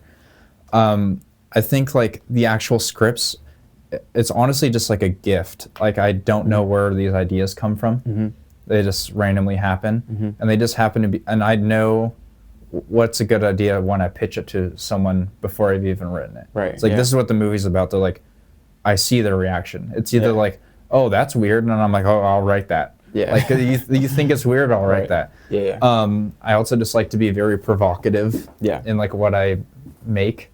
For example, I'm writing a rom-com right now, but it's an Eli rom-com because it's not traditional. There's gonna be something absurd about it. There's a lot of crazy stuff in it, and I actually, on the topic of AI, I'm using my opinion of AI in this script. Like it's interesting. It's like I have a guy who works for this company I made up called Viv, V-I-V, and it's like an AI manufacturing company in New York. Oh, that's sweet. And he's like a major engineer, and he hates it. And so he like kills himself basically over it. And like the ending of the movie is like one of my characters grew old, and she's like has Alzheimer's, and she's talking to a caregiver, and she's like asking her. It's like in the future, obviously. Yeah. And it's like asking her, it's like, oh, what's your favorite song? And the caregiver goes like, oh, there are no songs. There's no art anymore. It's all artificial stuff, right? Yeah. And then she's like, the caregiver's like, but I'll play a song from your time, right? Walks over to the piano, and you realize then that she's been talking to an AI caregiver. Oh my gosh. And then she starts playing a song on the piano, and it's the song Tiny Dancer by Elton John. And it's the same song that played at her best friend who she was in love with's wedding for their first dance. And that breaks her Alzheimer's and helps her remember her old love that she never got. So it's like using AI and it's going to be a super sad scene because yeah, for sure. My character doesn't know that's AI. Yeah. She's so old, she's so out of it. That like gives me chills thinking about, I'm like trying to imagine how that scene would look. Thank you for sharing that, by the way. That is yeah. I'm just processing that for a second. That's extremely creative and thoughtful. I think I just need to see that, dude. I just need to see that. And it goes with the music thing too, right? Yeah, for sure. Yeah. Like in my playlist earlier in the movie when the wedding scene's happening, I have Tiny Dancer by Elton John. And then later in the movie when that scene happens, I have the Tiny Dancer piano version. So why'd you pick that song? I don't know. It fit perfectly for a first dance song, and then I found the piano tutorial, or I found the piano version of it, and I was like, oh, this is perfect, and it sounds good, and it's memorable to like viewers now. Like everyone knows Tiny Dancer by Elton John, so it's like a great memory lock thing. Yeah, that's insane. And then like even after that, like the final scene, I have a song called "Asleep" by the Smiths, and it's like I have it perfectly timed, so I know at 1:30 that something happened, or it's like 1:30 something happens. Yeah. So it's the end scene is the same as the first scene. So I write the first scene to be 1.5 minutes, which is 1.5 pages long. Yeah. So I know that at 1.5 minutes they leave the room. So then at the end of the movie, when she's remembering, after she remembers her old love, the whole movie will reverse. So the whole movie will be panned backward and reverse until the first time that she met that girl, right? When she met the girl, and she met the girl that she loved her whole life, she sees it, and the first scene is in POV. So it's like she's at a high school party and she's drunk. She's laying on her side, and so you'll see her eyes kind of open as the camera, and you'll see her blink every time. So the camera will blink every time she's blinking, so cool. And she's like blacked out drunk, and you'll see her friend that she just met talking to her, and she's like, "Are you okay?" And it's POV, right, super close. And then at 1:30 they go to the bathroom. So then at the end of the movie, when the whole scene reverses, the camera will be on top of them. So it's going to be a bird's eye view because she's dying, right? And she'll see that when she met. I know she comes in, and I have 1:30 of them talking. They leave the scene, and then the rest of the song will just sit on the hardwood floor of the master bedroom, and the credits will roll. Dude, that's like stuff crazy. like that. That's so crazy. Are you done writing that one? No, I'm halfway through. I was gonna say you have that like down to the key. It sounds like that's like music is so helpful. Like I love music and film. For sure. Is there any artist that will inspire you more than others? Radiohead. Radiohead? Oh, that was a quick answer. Why do you like Radiohead? I mean, I'm not saying that they're bad, but Radiohead's the best artist ever. You can shoot me if they're not. Like they're so good, dude. Like on the way here, I had an hour-long drive basically, and it's just listening to Radiohead. Like there's something about like a lot of Radiohead's songs remind me of my movies. Like they're very intense and grisly, but they're also beautiful at the same time. Like they're talking about all these like very bleak topics, right? But it's like it sounds beautiful. I need to get into Radiohead then, huh?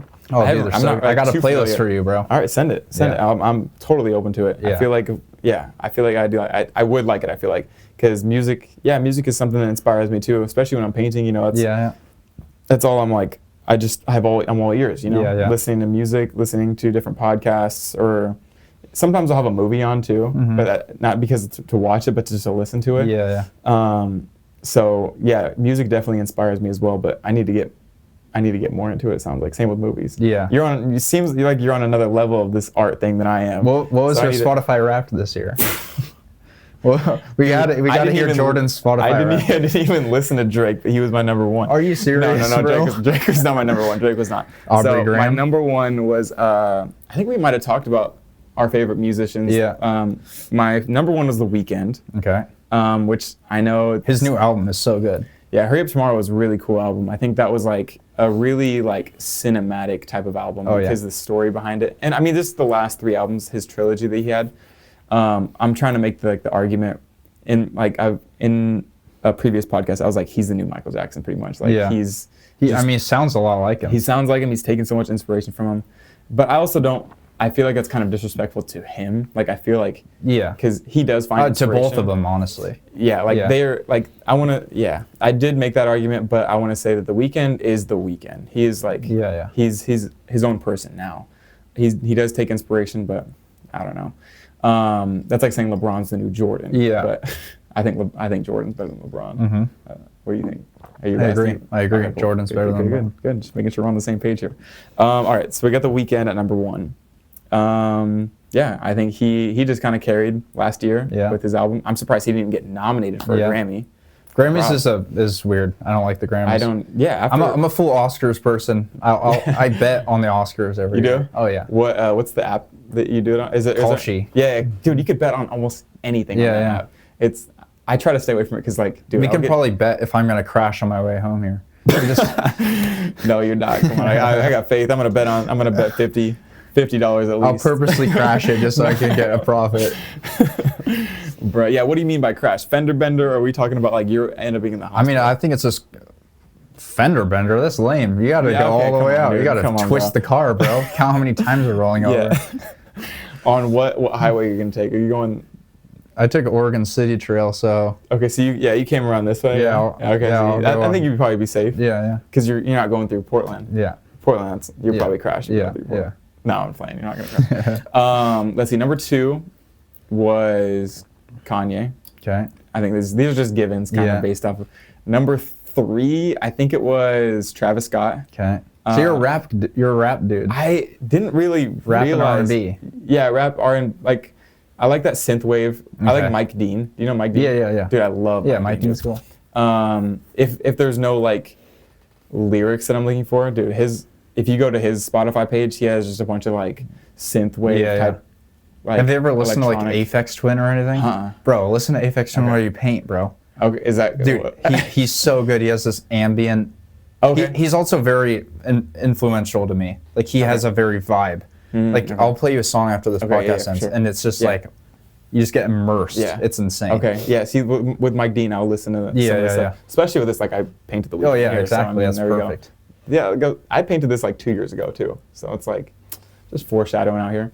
A lot of people don't like that one. I feel like that one's actually kind of cool. I'm getting hate on that one, dude. Just because it's simple and like quick and easy. Simple is sometimes better. I saw a really funny reel. See, I do watch reels. I saw a really funny reel of this guy just like putting a slice of bread with a piece of salami in a frame, and then he snuck it into an art museum and hung it up. And like all these people are like going up to it, like inspecting it. I'm like, this is modern art, bro. Is real art, dude. You could probably make a painting and then just put a couple dots on it and sell it for $1 million. I bet you I could. I saw someone do that with like, they kind of took a black canvas and then a bowl and like dipped it in white paint and put it on there, like it made a bubble effect and sold it for like 18 grand. Yeah. And it was like, are you serious? Yeah. This is what, dude, that took him like 5 seconds. This took me like 4 hours, bro. Yeah, exactly. 5 hours. Or that banana that sold for a bunch of money and he just ate it. What is going on with art? Like, I mean, art, it really is like the most subjective topic. Exactly. Yeah. Anything can be art if you think about it. Like, I don't know. You think walking the dog is art? It can be. Yeah, like picking up the poop is art. Dude. How do you do it, bro? Yeah. I mean, just pooping yourself is art. Yeah, like, you can do anything and call it, slap a label and call it art. Because, I mean, it's like, think about like karate, or like martial arts. Karate is for sure art. Yeah, martial art. Yeah. Yoga is like, that's art. Mm-hmm. I don't think there's one thing that can be named not art, which is kind of weird. Yeah, and I don't like that. Yeah. Because I think it takes away from the actual artists or like movies and stuff like that you actually put work into making it good. Maybe that's just good art. Well, this is the problem is like you think about movies like, let's think of a horrible one. Okay. Like the live action Death Note. I just watched that recently. I haven't seen that one. It's like, oh, this is every movie is art, and then I watch. I didn't even know there's live action. I watch a live action Death Note. I'm like, is everything art? Like really? Yeah. I don't know. Are you being real here? I guess so. Yeah. This is a good topic, I guess, because yes, everything can be argued to be art, but I'm gonna say, yeah, you're right. I don't think everything is art because. Yeah, everything can be argued to be art because like everything's created, right? Everything has a genesis in a way. Mm-hmm. Like Earth itself is art. Right. Yeah, because you have Mother Nature and things grow, like a tree growing. Exactly. Like that's art. But maybe that's just good art versus like bad art. Bad art. Yeah, I don't know. But anyways, what were we talking about? Music. Spotify Wrapped. You want to guess my number one? I don't think you can guess it. No one could probably guess it. Okay. He's a very famous artist. He's a very famous artist. I have one person in my mind, but I don't want to say because I want to try to think of another one first. It's not Drake, is it Drake? No. Okay, good. Travis? No. It's not rap. It's not rap. Okay. No. It's close adjacent. Male artist. It's close adjacent to rap, I guess. Okay. Close adjacent. Like are we talking R&B type? No. Is it? It's so hard to establish what type of music he makes. Like if I told you what type of no, he's not white. If I told you what type of music it is, you would guess it. Okay. Is it? He's not a white guy. He's a black guy? No. It's not Bad Bunny. It's Bad Bunny? Yeah, it's Bad Bunny. Dude, I got it. Reggaeton is so goated. Reggaeton's like my rap. Reggaeton and EDM music is like my rap. I don't listen to a bunch of rap.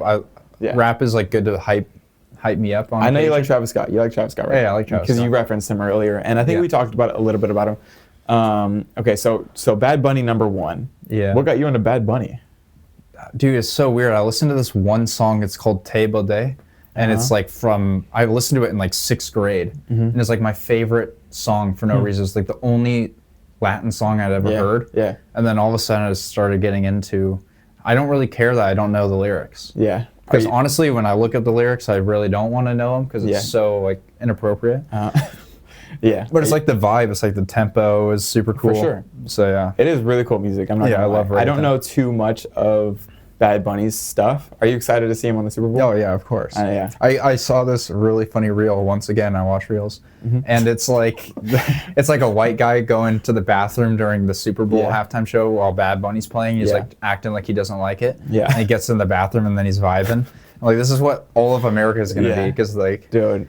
I'm not much of a football watcher, so I really do just watch. I'm a big football. I'm football over basketball guy. Okay, who's your favorite football team?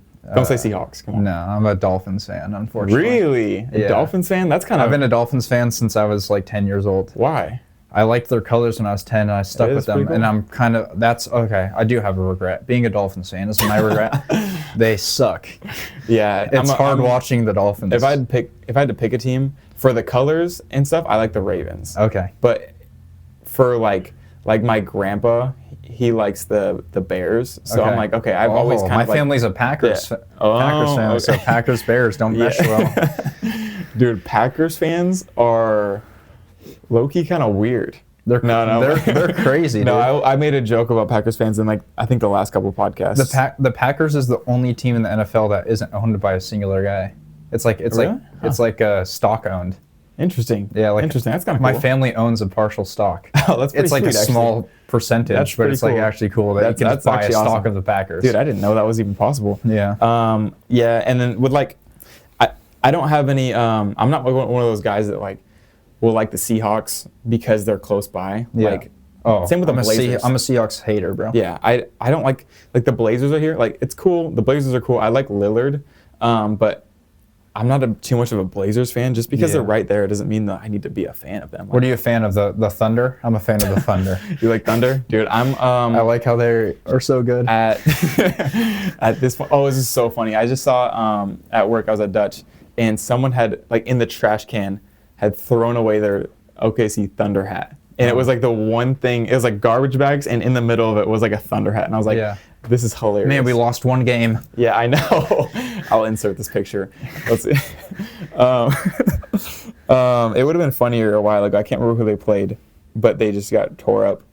They've only lost to the Spurs and the Blazers. It was the Spurs. The Spurs. Yeah. That's insane. They lost to the Blazers, dude. Yeah. I think the Blazers are not that good. I like. I will follow players right now. In this next season, I'm trying to. I don't know, because my favorite player is Kyrie Irving. Interesting. Just because he's. I don't know. He's like. Dude, that's like poetry in motion. When he's dribbling, it's like. He is better than better ball handler, dribbler than Allen Iverson. And I'll stand by that. I'm a Dirk Nowitzki fan. Okay, so you like Mavericks? No, I just like Dirk.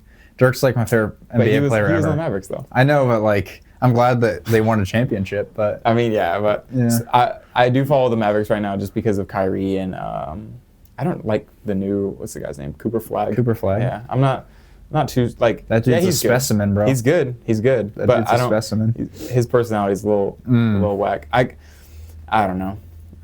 I did like Jordan Poole when he was on the Warriors, but then he just what? That's so random. I know it's kind of random. Jordan Poole? Yeah, it is a little random, but I just thought he was like he had a lot of potential, like with playing with Curry, and he did really well in certain games on the Warriors. But yeah, I don't know. I'm glad that we can agree.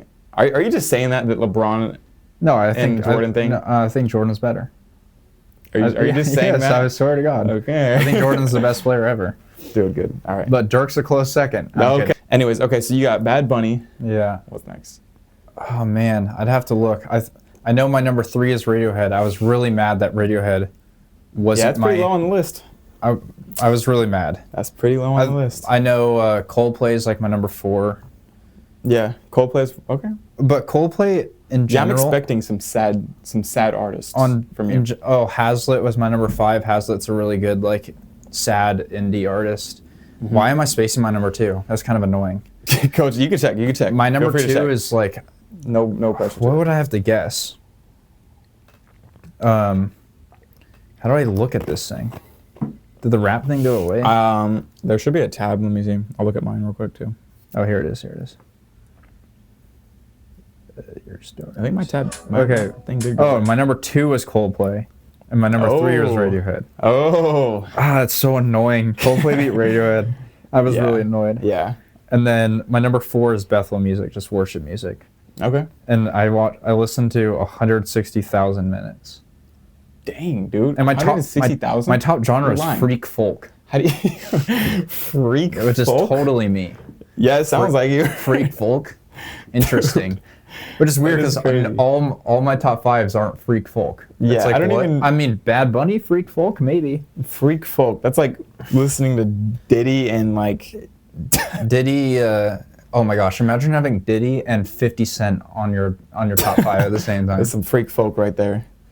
So let's see. Wait. Well, it was Bad Bunny, Coldplay, Radiohead, Bethel, and then Hazlitt. Okay. Hazlitt's really good. I went to a concert with my mom for him. Nice. Is really you said worship music? Yeah. Do you go to church regularly? Yeah, in Austin I found a cool church. Nice. And then I also go to like a young adult sing on Tuesday nights. Is there a specific denomination? I'm non-denominational. Yeah, I don't I also don't call myself religious, basically. Is it because is it more of a follower of? Yeah, I feel like Christianity is more like a relationship with God rather than rules to be followed. Yeah, I have this like small pet peeve when people say that I'm just like I'm spiritual. Because. Well, do you know what I mean? Like it's that's like you collect stones. Yeah, okay, Thanos. Yeah, you collect stones or something. I just think that it's weird because they are. I feel. What am I trying to say? They kind of.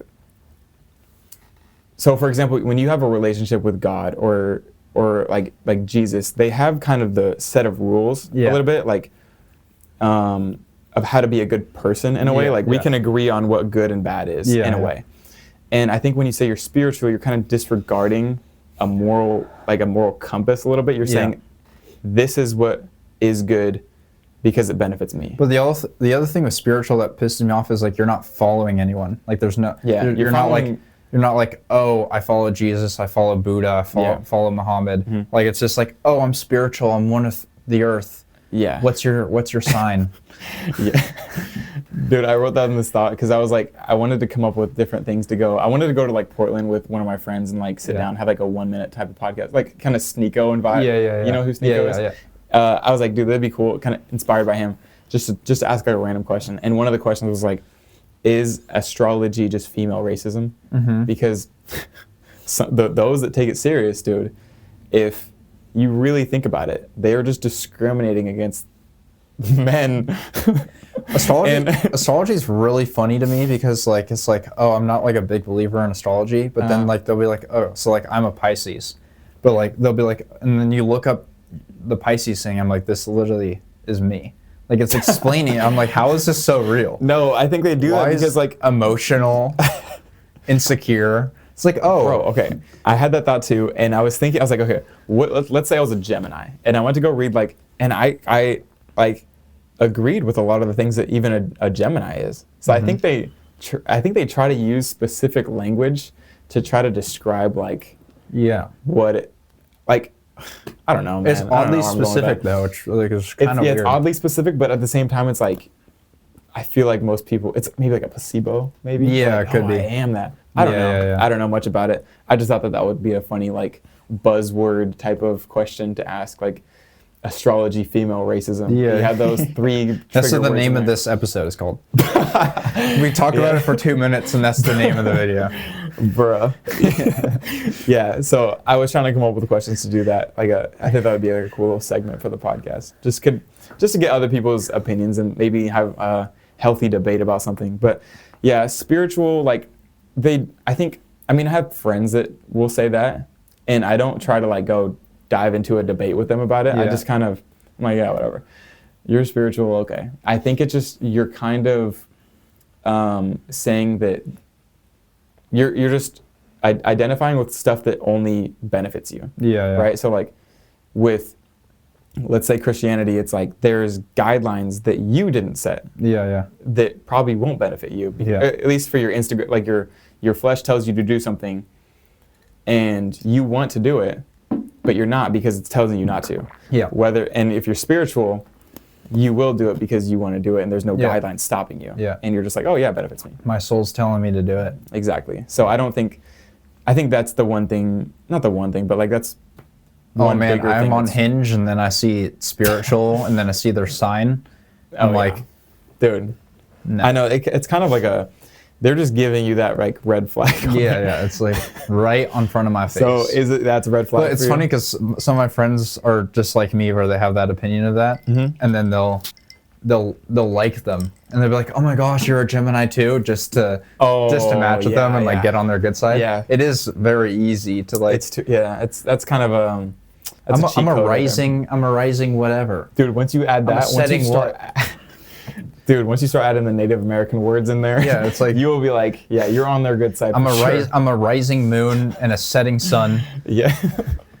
On Tuesdays, only on Tuesdays. On Fridays, I'm something else. Yeah, and I was born in the season of the quiet moon, so it's just like, dude, you could say anything in there. Oh yeah.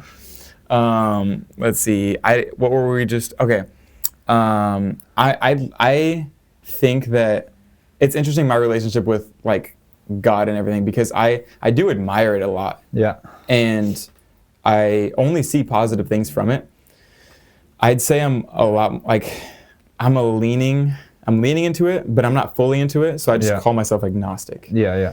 But I'm more in it than I'm not in it. Yeah. You know what I mean? Yeah. I'm just trying to learn as much as I can to be able to answer all my questions I have on it. And because I don't doubt that it can't answer my questions. Yeah. Because there's a lot of there's always gonna be questions. For sure. There's doubt all the time. I think that it's interesting too, because it's almost like the debate is encouraged too. It's like, oh yeah, ask those questions and try to push on it, like push back on it, just to find that answer for you.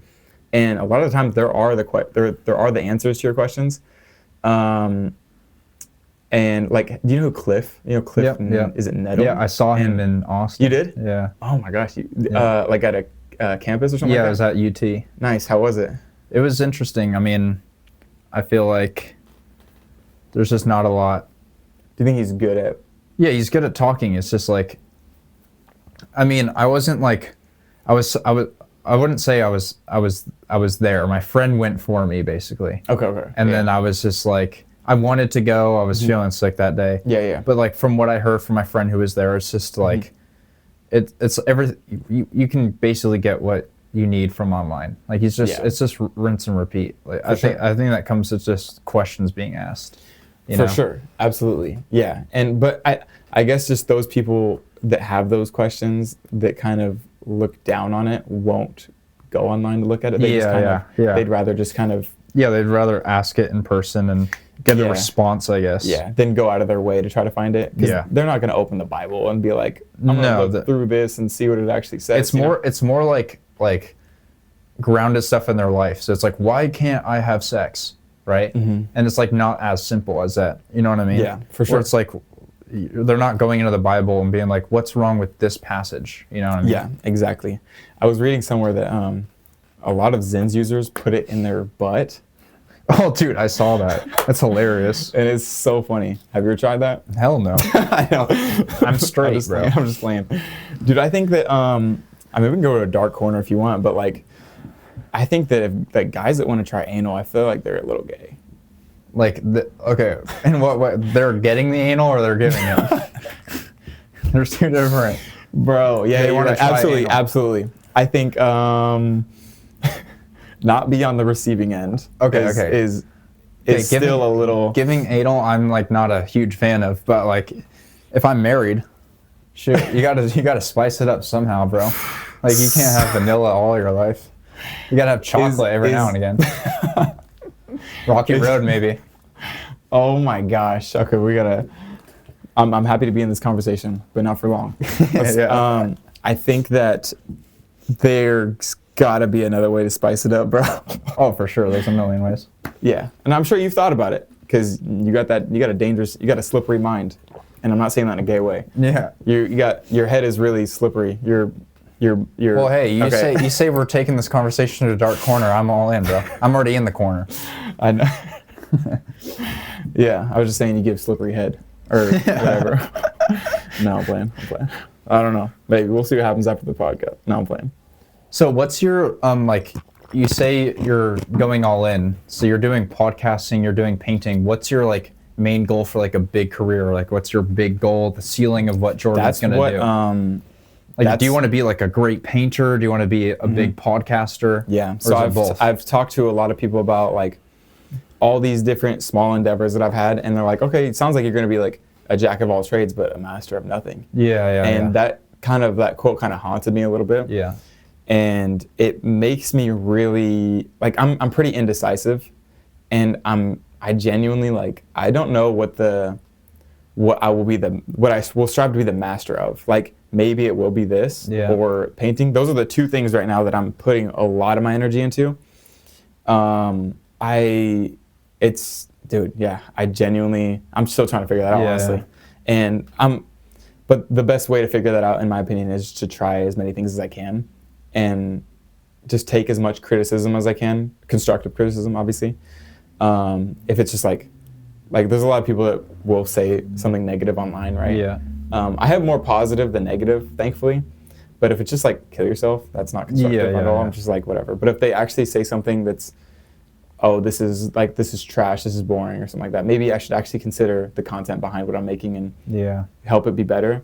But yeah, I'm trying to think like, so I do like drawing, like pencil and pen drawing more than I like painting. I like painting is not going to be an end all be all for me, just because I don't find a lot of joy in it. Like it is fun to do, but I don't want to. Is it rewarding after you finish a piece like this? Like, are you like, oh, that's done? No. Like, it's hard for me to find out where the end is. You know what I mean? I'm like, okay, I'm done now. I'm done now. Yeah. And them even being hung up right here is like, I don't like looking at them. This is the only place that's how every creative is, though. Yeah, you're right. And it's kind of like the artist's curse. Yeah. Is seeing your own work and understanding that it could be a lot better. Like if you did something else differently. Like every artist is like a crazy perfectionist. For sure. You just got to know when to stop and stuff. And I'm sure you're the same way with like scripts and stuff like that, dude. Yeah. I could edit my scripts till I die. Yeah, and they're all works of art. Like to me, these aren't done. Like they're so far from done. Mm-hmm. And that's just because of my flaws and like this is the most recent one. Like this is the oldest one. And I'm trying to think, like, there's definitely a lot of, like, to me at least, I see a lot of progression in at least the shading and, like, certain coloring and stuff like that, or, like, just the strokes.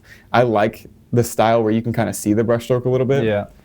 To this looks a little too cartoonish for me. I don't know if you can, like, it pops out. Yeah, it does pop out a lot, and I'm not too happy with it in that sense, but I'm not gonna work on it. I'm done. I need to look forward and keep moving on. Well, the fact that it, like, you don't feel relief after it is like a big sign that it's not like a end goal thing. Yeah. There are those paintings that I'm like, oh wow, I'm really proud of this one. There's like a few of those though. Mm-hmm. Like, and those, it feels good after those, but majority of the time it's like, it's not done. Yeah. So that's not an end all be all for me, because I also know that isn't really, it's not rewarding. It doesn't really give me a lot of purpose. Mm-hmm. I'm a pretty purpose driven person. Yeah. I think that this, if anything, gives more purpose than that, just because I'm able to kind of, like you're talking about, like you can make someone feel something, I think, easier with this than this right now. Yeah. Because I mean, a lot of people, unless you're an artist, you'll look at the painting and be like, wow, this really moved me. Yeah. But no one's really being moved by a painting. Kobe, I mean, it's cool, but no one's going to be like emotionally moved by a piece today, I don't think. I think that like this is kind of dying. This is dying art. Yeah. You know what I mean? Yeah, that makes sense. Whereas the podcast is a lot more. Oh, that's exponentially going up. Yeah, for sure. I think a lot of people have podcasts now. I'm definitely on that train. Like I'm gonna start a podcast soon. You are? Yeah. Didn't you Head Start? Yeah, I had a podcast. Yeah. In high school, we made like 8 episodes. It's really funny because it was with me and my old friend Carson. We're not super close anymore, but we made these podcasts, and I had a nice studio room and everything. Yeah. We made these podcasts, and apparently, I mean, I got a decent amount of views, but apparently there's some people in our close community, some moms were listening to it, and they forced Carson to put it down. Oh, dang. So like our first 4 episodes got taken off of Spotify because like these people were like, what are these guys talking about? All this stuff. And so we had to like rebrand ourselves, and it just didn't work out. But I want to make a podcast with my friend Luke. Do it. And he's going to school to be a cinematographer, and I want him to be I want him to be my lifetime like cinematographer on all my movies. That's just so like cool. a lifelong collaboration, and we want to make just like a movie podcast. Dude, and then you guys will be able to catch a flow state together. Oh yeah, in certain projects. He knows more about movies than me. Seriously? Like, okay. See that's good. He's seen so many movies. It's really good to surround yourself with people like that. Yeah. I'm sure he'd be a good podcast co-host too. When are you guys gonna start this? Do you think? Not for a little while. We got to figure it out because he lives in California. I live in Texas. I see. So it'd have to be like those, Zoom ones. Yeah. And it's like, that's hard to figure out. It would be better to do it in person, but you can't just fly to each other every time you want to do a podcast unless you're rich as hell. For sure. And I mean, hey, you'll get there. You'll get there. Maybe this is the year. Yeah. Hopefully for me too, dude. This is my last year being broke. I'm manifesting it now. That's my New Year's resolution. I want $1 billion by the end of the year. Someone give it to me. I'm going to start a GoFundMe $1 billion goal. Dude, seriously. And then a lot of that's going to go towards projects and movies anyway. So like, really, they're just investing into you. Yeah. Let's see. You've always been religious? Yeah, I was raised religious. I really wasn't. Like I said, my parents were pretty young when they had me. Then they broke up probably when I was like a year old, maybe. Yeah. And so I lived mainly with my mom. I think that's where I think I'd be a lot more confident of a person if I had my dad more in my life, because he's pretty confident as a person, and he had more of his dad than I had mine, obviously. It's not like he wasn't there, we don't have a good relationship. It's just like my mom was like, no, you're going to stay with me, you know? Yeah. And she didn't really have a consistent male figure around. So I'm like, okay, I'm just lingering and I'm kind of aimless, it felt like. Yeah. Because I couldn't, I guess, the only people I'd look up to were like famous people or things that like, or like actors or people that would inspire me, if anything. Yeah. Like I watched a lot of Key and Peele. Dude, that's where the comedy and the skits come from. I really like Bo Burnham as a comedian. Oh, dude, I love Bo Burnham. Bo Burnham is so cool. He's really cool. Yeah. He needs to come back. He hasn't made anything in a long time. Yeah, he just deals with a lot of mental health stuff. I know. I mean, I feel like a lot of... did you see that Kanye thing he did? Yeah, the Kanye rant? Oh my gosh, it's so dude, good. It's like... It's perfect. It's like not even funny. It's like... No, it's sad. So, yeah, it's sad. And the backstory of that too is like, he went backstage, had a panic attack, and then he quit comedy for like 8 years. Yeah. Because like he was literally talking about how he couldn't please anyone. Like this in his rant, he's like, "You guys are all staring at me, some skinny white kid." It was so meta. Yeah. It was so meta, and he exexecuted it so well. And the too. Inside series is super good. I know. Too. I watched. Those are so cool. I loved that. That came out in like 2020. Yeah. 2020, 2021 maybe. Yeah. That was unique. He's so creative. Yeah, because no one's done that before. You're like, oh, Bo Burnham's. If you call Bo Burnham a stand-up comedian, that's like a disservice to him. It is for sure. He's so different. Because he has a movie out too, isn't it? Like called Eighth Grade, is it? Yeah. And that movie's intense. Yeah. Seriously, it's pretty stressing. For sure. I want to see more of his stuff, but I mean, he doesn't put much out there. No, it takes a toll on him clearly, but yeah, I love his Inside stuff. Is really good. I've seen both of his. Does he have 2 specials? I think he has 2, maybe 3. I could be maybe wrong. 3. I think. If it's 3, I've seen them. I've had like a whole kick where I'm like, I need more of this guy. Yeah. And I would sit and just watch so much of his his Welcome to the Internet. Oh yeah. On the Inside, it's like this is hilarious. It's so creative. I like his Chicken Across the Road song. Yeah. Those are that's in the Inside too. Making it sad, making that Chicken Across the Road sad is crazy. Who thinks of that, bro? I know. He's a mastermind for sure. I don't like the idea of going to comedy clubs and grinding it out. Like, you kind of have to do that. Yeah, I know. That's what I'm saying. Like, it sucks because you have to do that in order. I don't think Bo Burnham did that actually. He got internet famous. Yeah, he had internet fame. So he got a lot of people, because a lot of comedians don't consider him like a comedian, or a stand-up comic. I think I would probably fall under the line, like under that category a little bit more, because I don't see myself going and grinding it out in like comedy clubs. And all respect to those who do, because that's like a boot camp on in its own. Because that's just all other comedians waiting for their turn to come up. Yeah. You know what I mean? So it's like not even a real audience. They're just all there to judge you and like see what you it's like have to American's say. Got Talent. Right, yeah, exactly. Which even if I was a singer, dude, I would never go on there. That's like, maybe that's just me. I don't know. I'm just insecure. I'm just an insecure guy. I don't know. But so what do you plan on at least one short film this year? 2026? Yeah, I'll have a short film out for sure. Maybe a couple more. It just sucks because like that's just not where my brain works. But I know I have to do that to show people that I can be a good director outside of just being a good screenwriter. My biggest fear is like I write really good scripts and I get an agent or whatever, and they're like, "Oh yeah, your scripts are amazing, but we don't have the trust in you as a young guy to direct it." Yeah. And so then that would scare me because like I want to be a director, not just a screenwriter. Being just a screenwriter in Hollywood is really hard.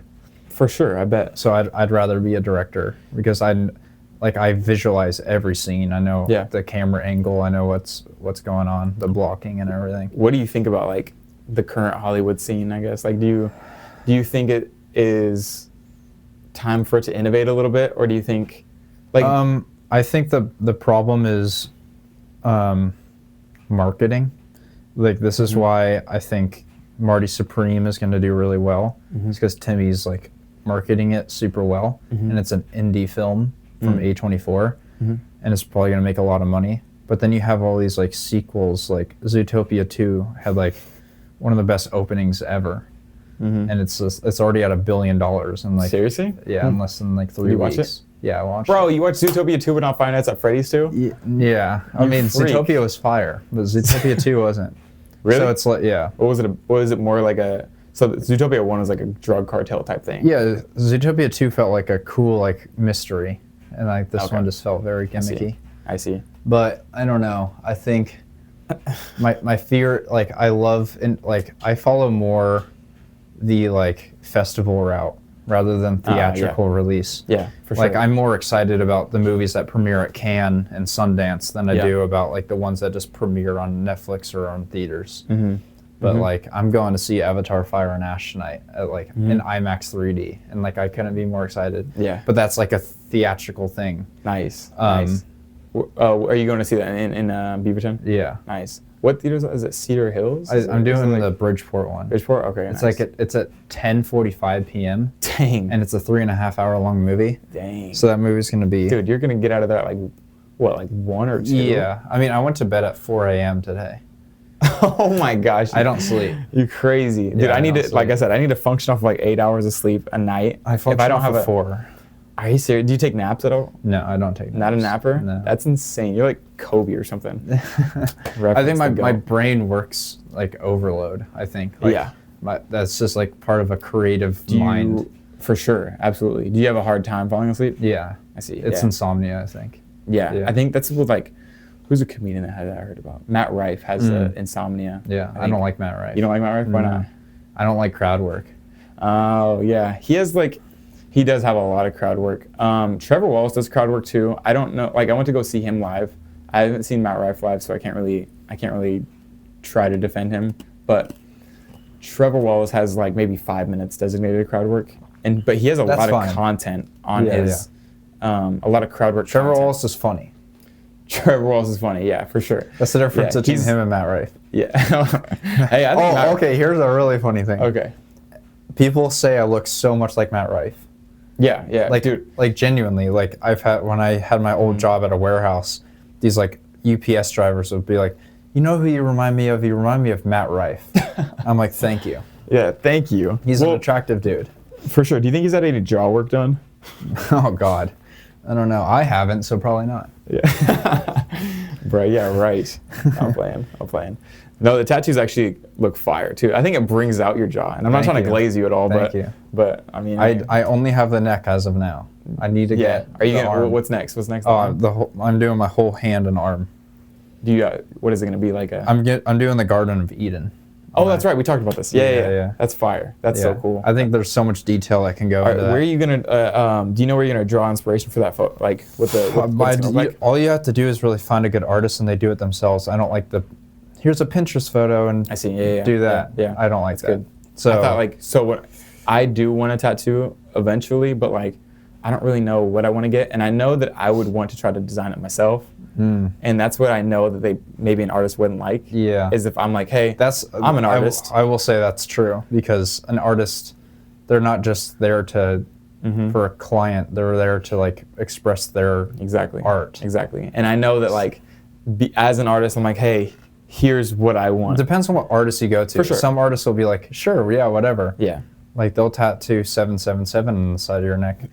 But then like there's artists that are like actually like really good and respected that will be like, hell no to this Pinterest. Oh yeah, of course. Yeah. The thing that hurt the most is like laying on the table, and then I had my neck. Dude, I feel like right on the Adam's apple, I feel like it'd be the worst. Right no, there. It's not. No? The hardest part was the woman's hair, because it's so dark. So they're just dragging the pen across your skin. Ugh, yeah. And the worst part is you just have a kinked neck for 5 hours. Yeah, you're just sitting there, and you can't talk to them like I usually. Like on the back of my neck, I could. On the sides of my neck, I could talk to the artist, but on the front of my neck, you just can't speak. Yeah, because it'll ruin the tattoo. That sucks, dude. So yeah. Let's see. How you feeling now? I think we're good. Yeah. Yeah. Yeah, that's good. Dude, thank you for being here. I appreciate you making the drive, the commute. I think we should do this again like next year, just to see where the progress is. That'd be cool. That'd be so sick. And you're going back to Austin on the 1st. Yeah. Dude, I cannot wait to see what you do. I can't wait to see it. And I'll link all your stuff in the description. For sure. Obviously, come on up. Yeah. Got to shout out the boy. Let's see, 3:30. Cool, bro. Thank you. I appreciate you. Yeah, of course. Thank you. Good seeing you, man.